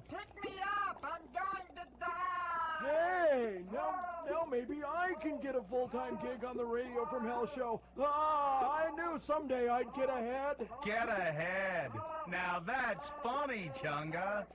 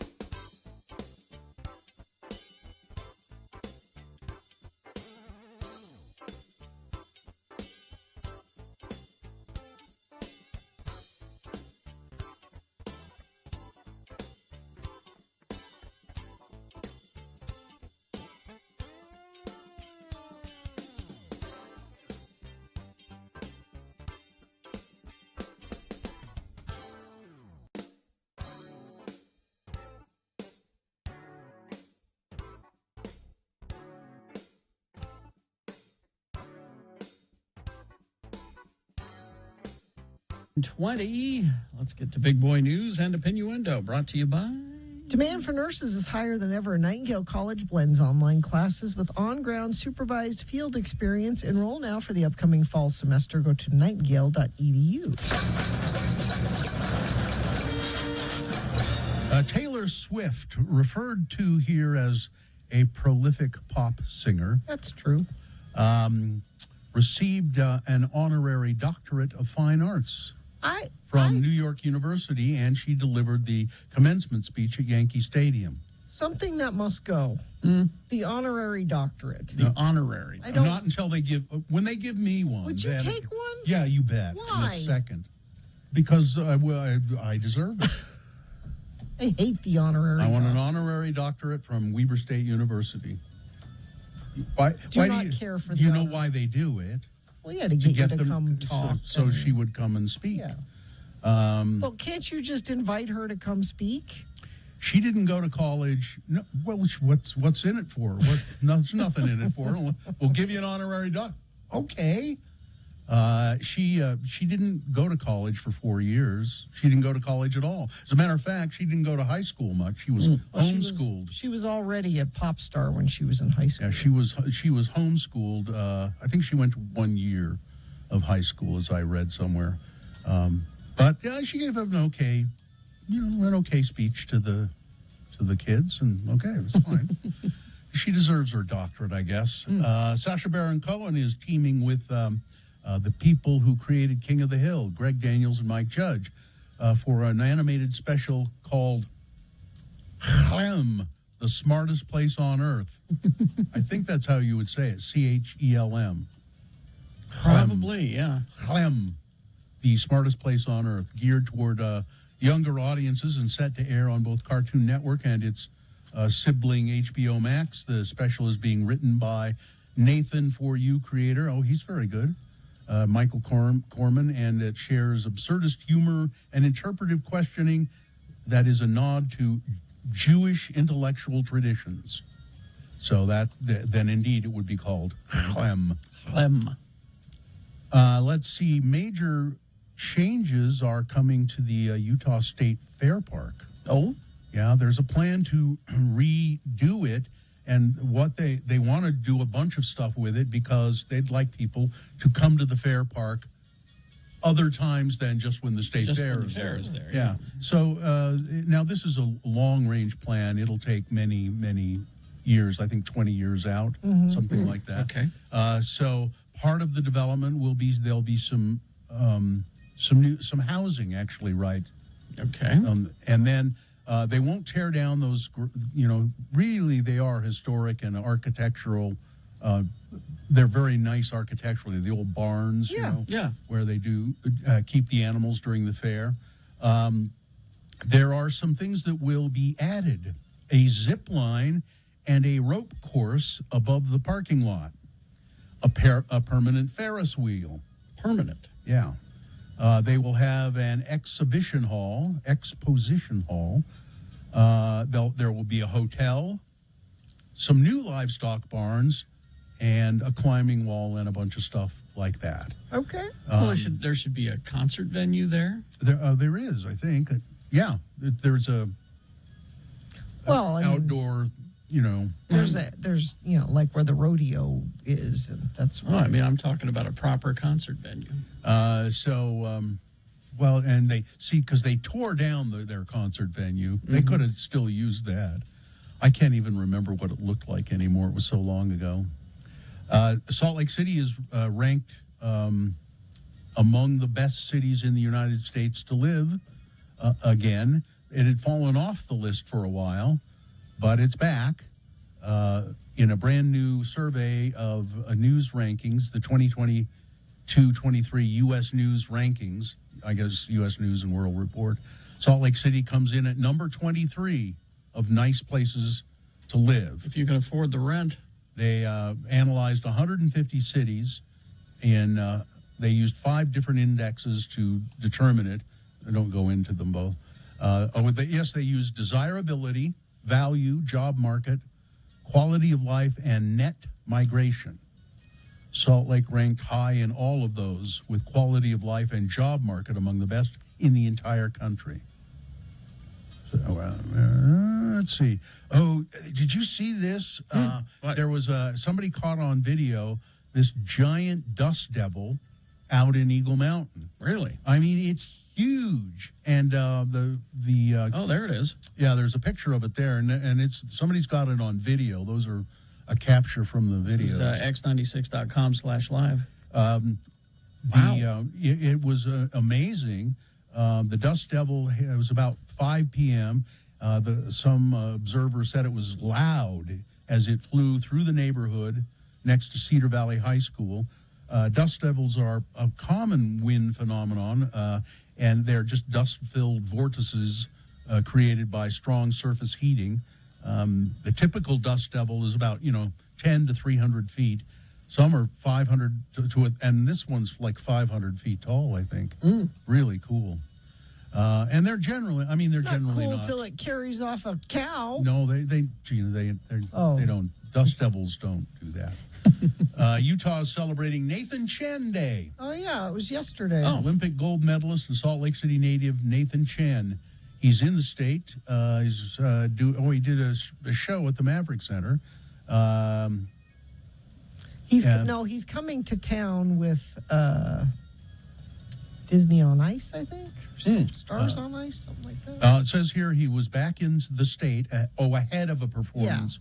Ahead of a performance Wednesday night. So it was last night, I guess. Nathan Chen Day. He said, I didn't think I was going to be able to make it to where I made it, the Olympic gold medal. For me, I'm absolutely certain that there's going to be many other young athletes that will be able to achieve it so long as they have the inspiration with a passion. I think that's the most important thing. I'm glad to be back in Salt Lake City. This is where the journey started, and it is a special place to me.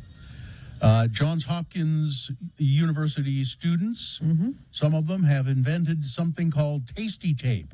Tasty tape. It is an edible piece of tape that you can use to hold your burrito together. What's wrong with a toothpick like they did in the old days? What's wrong with knowing how to fold a damn burrito so it doesn't come open? Burritos these days are so full. People just pop open. You sit it on the plate and eat it with a fork. That's what you tasty tape. But I'm on the go. What's the tasty tape made out of? Edible stuff. Edible stuff. Probably seaweed or something like that. Yeah. All right, that's it. All right. Weather? So things are a-changing. We'll have some gusty winds, maybe more dust devils will pop up. Looking at the video right now, it's pretty cool. Yeah. So there's a cold front moving in. Normally that would mean, we're going to get some rain. There's only a slight chance of rain, actually, but temperatures are going to drop quite a bit. High of 72 today, and overnight low down into the 30s. Tomorrow's high will only be in the mid to upper 50s. Gina, the tasty tape ingredients are secret. Secret formula. The secret formula. And weather brought to you by, do you or someone you love struggle with addiction? Help is out there. Renaissance Ranch is one of Utah's best addiction treatment centers. Schedule a free consultation at renaissanceranch.com. When Carrie, Bill, and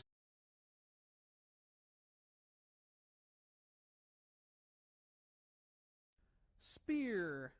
Spear. Spell it with me now. S-P-E-A-R. And now we'll use it in some dialogue. Today, our Utah friends, LeVar and LeGrand, have decided to get out of the heat by taking in a movie in the cool, air-conditioned comfort of a local movie theater. Again, the word is spear. We got a few minutes before the movie starts, LeVar. I think I'm going to get me some snacks at the snack bar. What the heck movie have you drugged me to anyhow, LeGrand? There's a bunch of kids here in this theater. You know, it's The Lion King. The Lion King?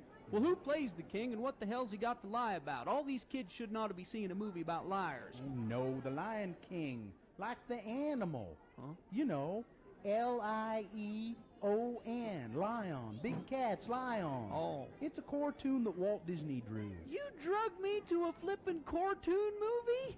I knew there's too many kiddies in here. Got down, sat on a bench, LeGrand. I may be having to vomit partway through. The Lion King is supposed to be real good, even for the grown-ups, LeVar. And they say the music is real fine. It was wrote by that Elton John. Who? Well, who the hell is the Elton John? Well, he's a singer and a writer who's got a lots of hit music. He's one of them men what likes other men, but he's still a very good musician. Cheese and rice, LeGrand. You mean there's men that's attracted to other men? Yeah. That's square. Well, I didn't know about it myself until I read it in the newspaper and in Newsweek. Oh.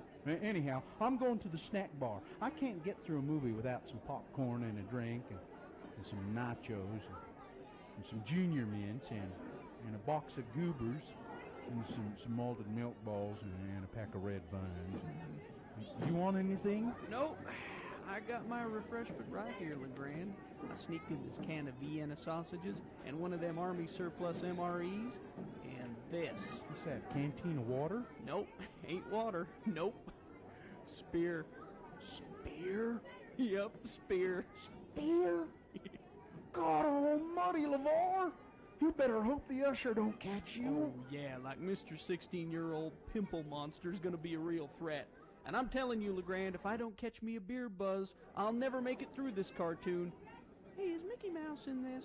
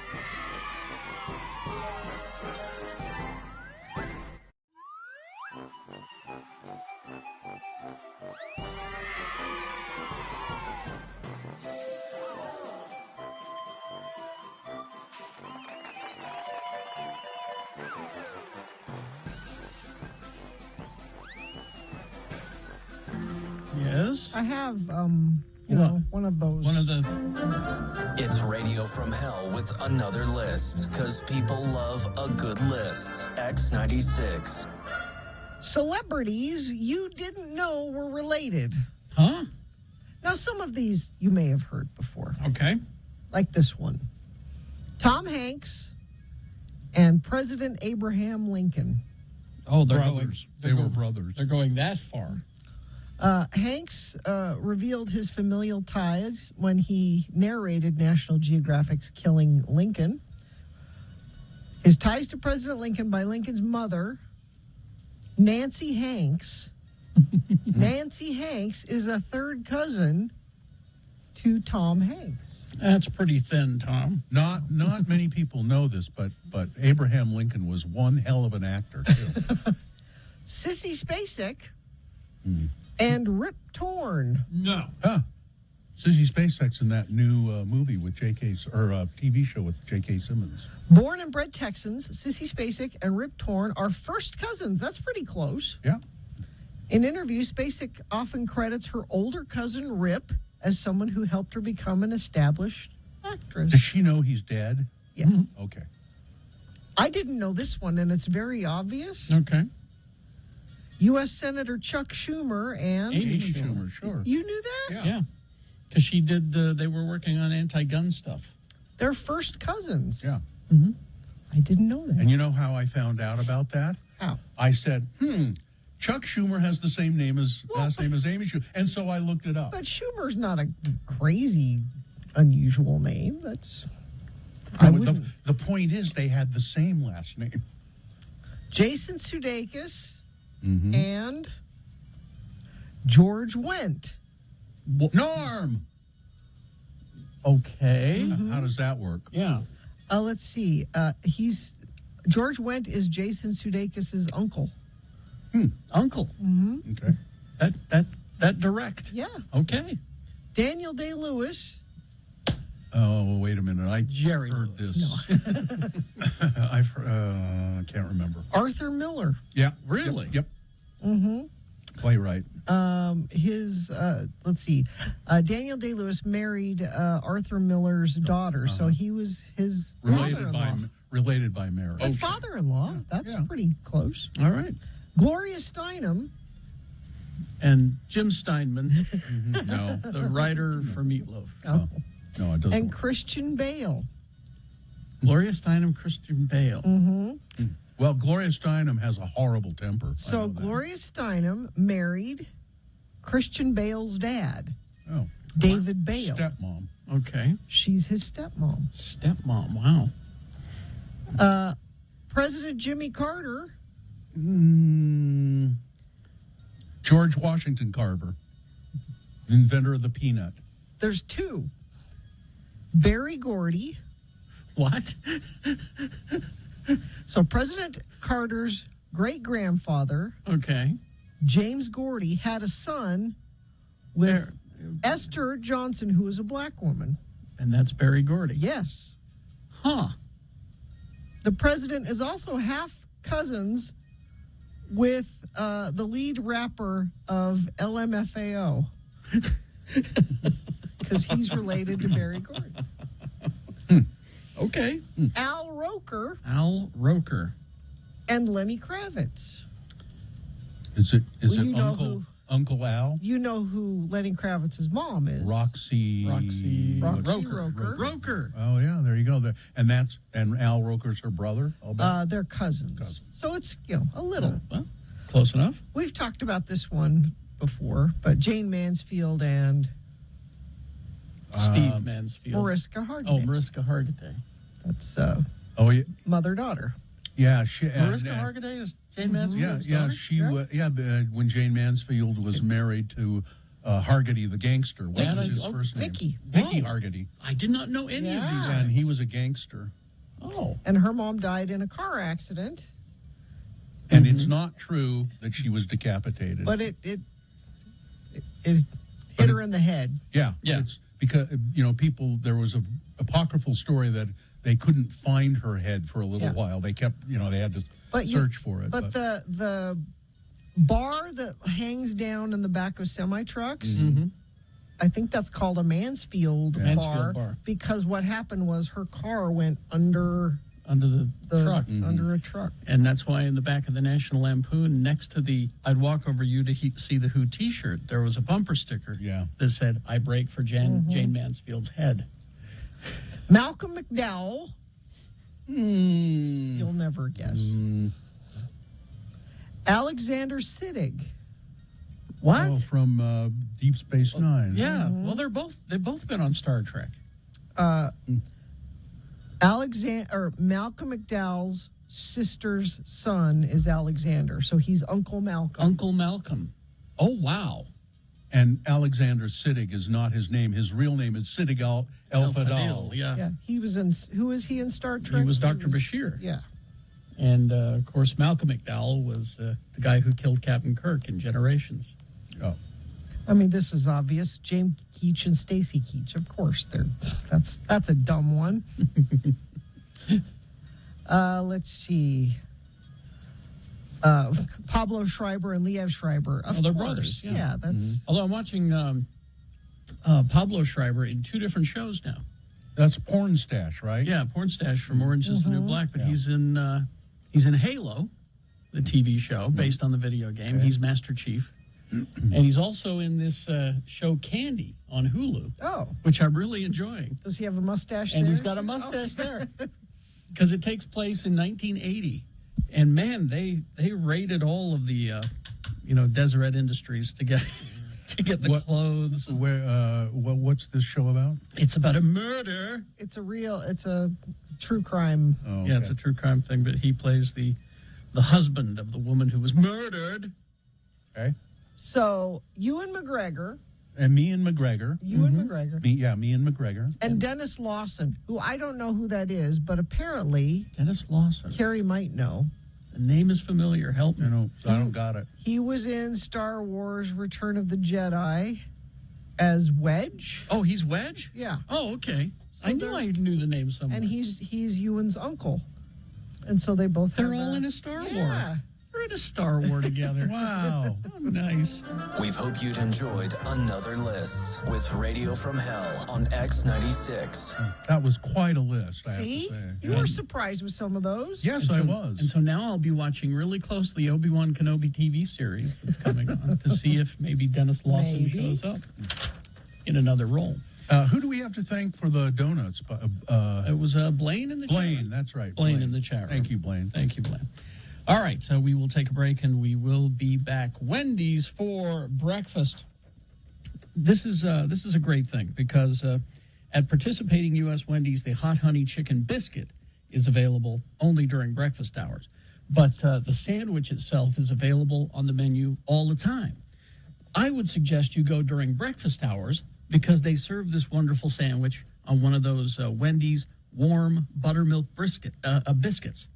They're just delicious. So it's the Wendy's hot honey chicken biscuit during breakfast hours. The hot honey chicken sandwich, it's the same thing. They just serve it on a biscuit. The sandwich, of course, the hot honey sauce drizzled over the signature spicy chicken filet.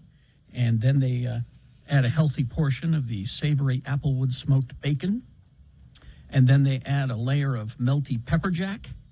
And then they add the tangy, crunchy dill chips. I love the dill chips. I found myself just pulling them off and eating them separately. They should have a side. I should be able to order a side of dill chips with this. I'll have to talk to Wendy about that. The Wendy's hot honey chicken biscuit available during breakfast, and the hot honey chicken sandwich available all the other times. Hit the drive-thru, Wendy's. Radio from Hell with Carrie, Bill, and Gina.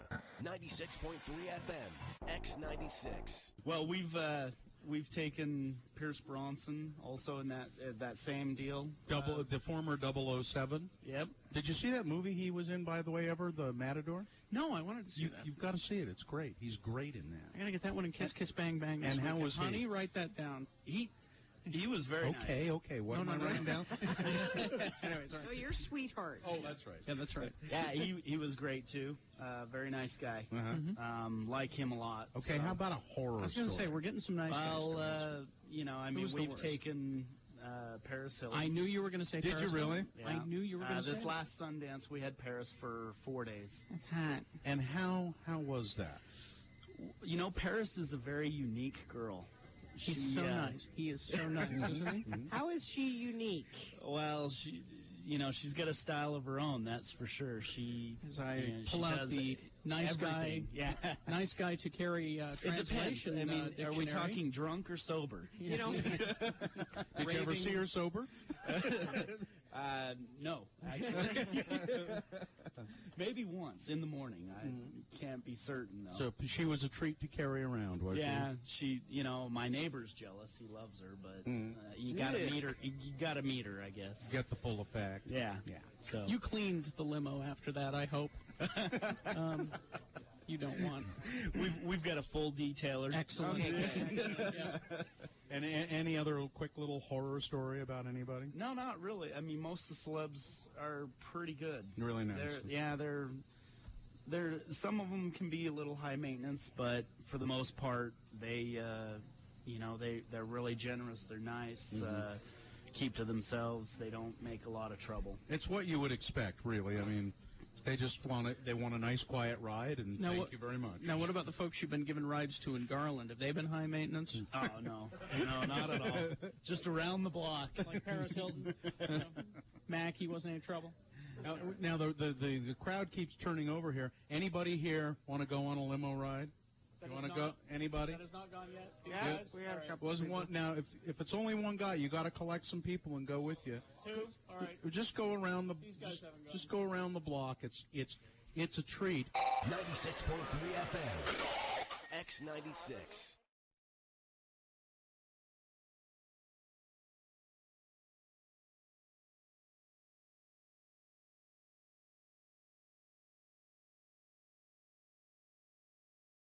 Well, I have a story for Gina to begin the news. I'm ready. Well, and I know this is a story that Gina will really like and be interested in because she sent it to me. A man who murdered his niece,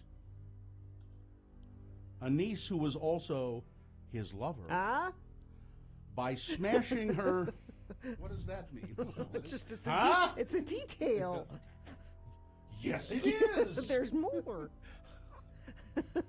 But wait, there's more. And it gets even better, doesn't it, Gina? Yeah. He killed her by smashing her over the head with a TV. He's been put in jail. It's Uncle Lover. Christopher Wall is his name. Was convicted of battering Haley Wall, who was his niece as well as his lover.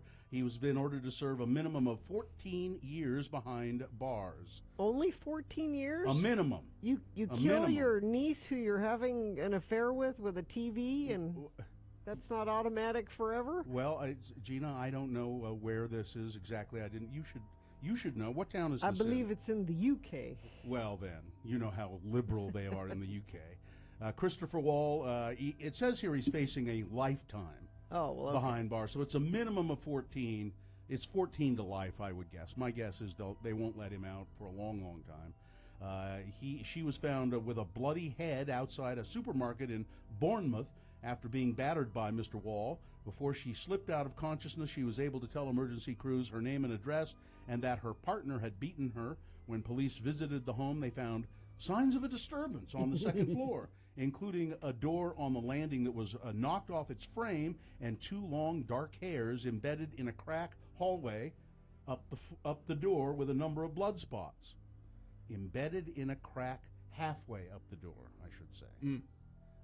Officers also found a large flat screen TV at the bottom of the stairs, and there was blood all over the flat screen TV, and he finally said, yeah, I beat her with the... We were watching the Great British Bake Off, and she pissed me off. So, yeah, there you go. Murdered his niece, who was also his lover. Niece lover.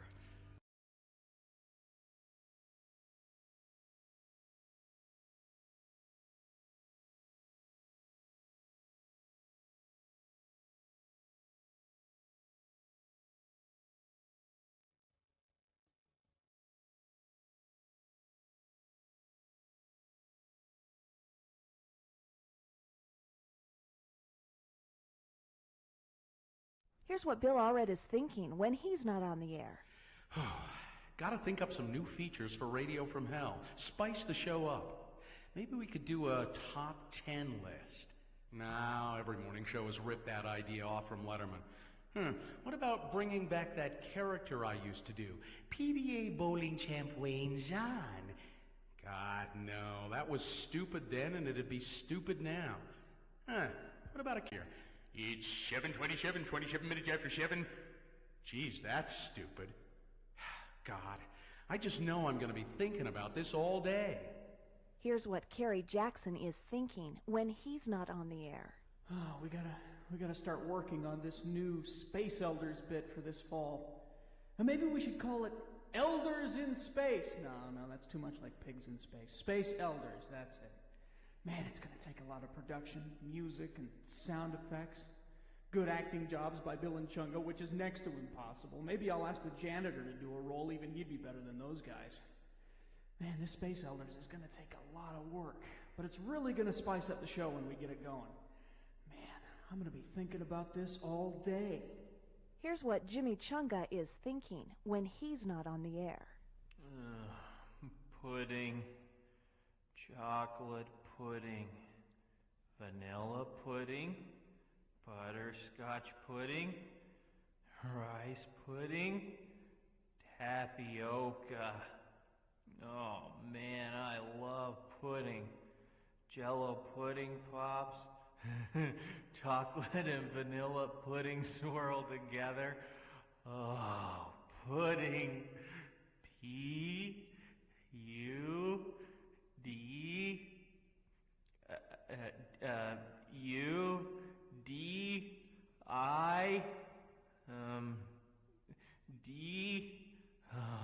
Pudding. I'd kill everyone in this room for one spoonful of sweet pudding.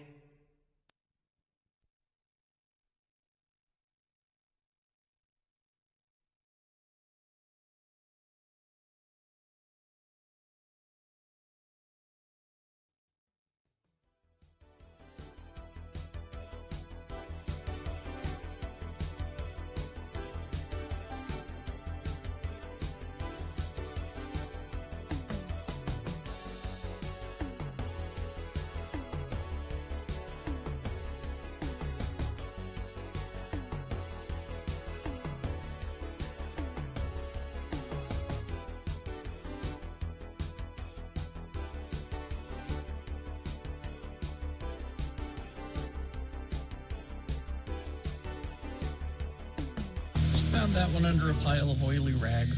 Yeah. Now, in the follow-up, Put it back, will you? in the follow-up, Volcano Girls, Yeah. we find out who the Seether is. They out the Seether. It's Louise. Who? Louise. Who's Louise? I don't know.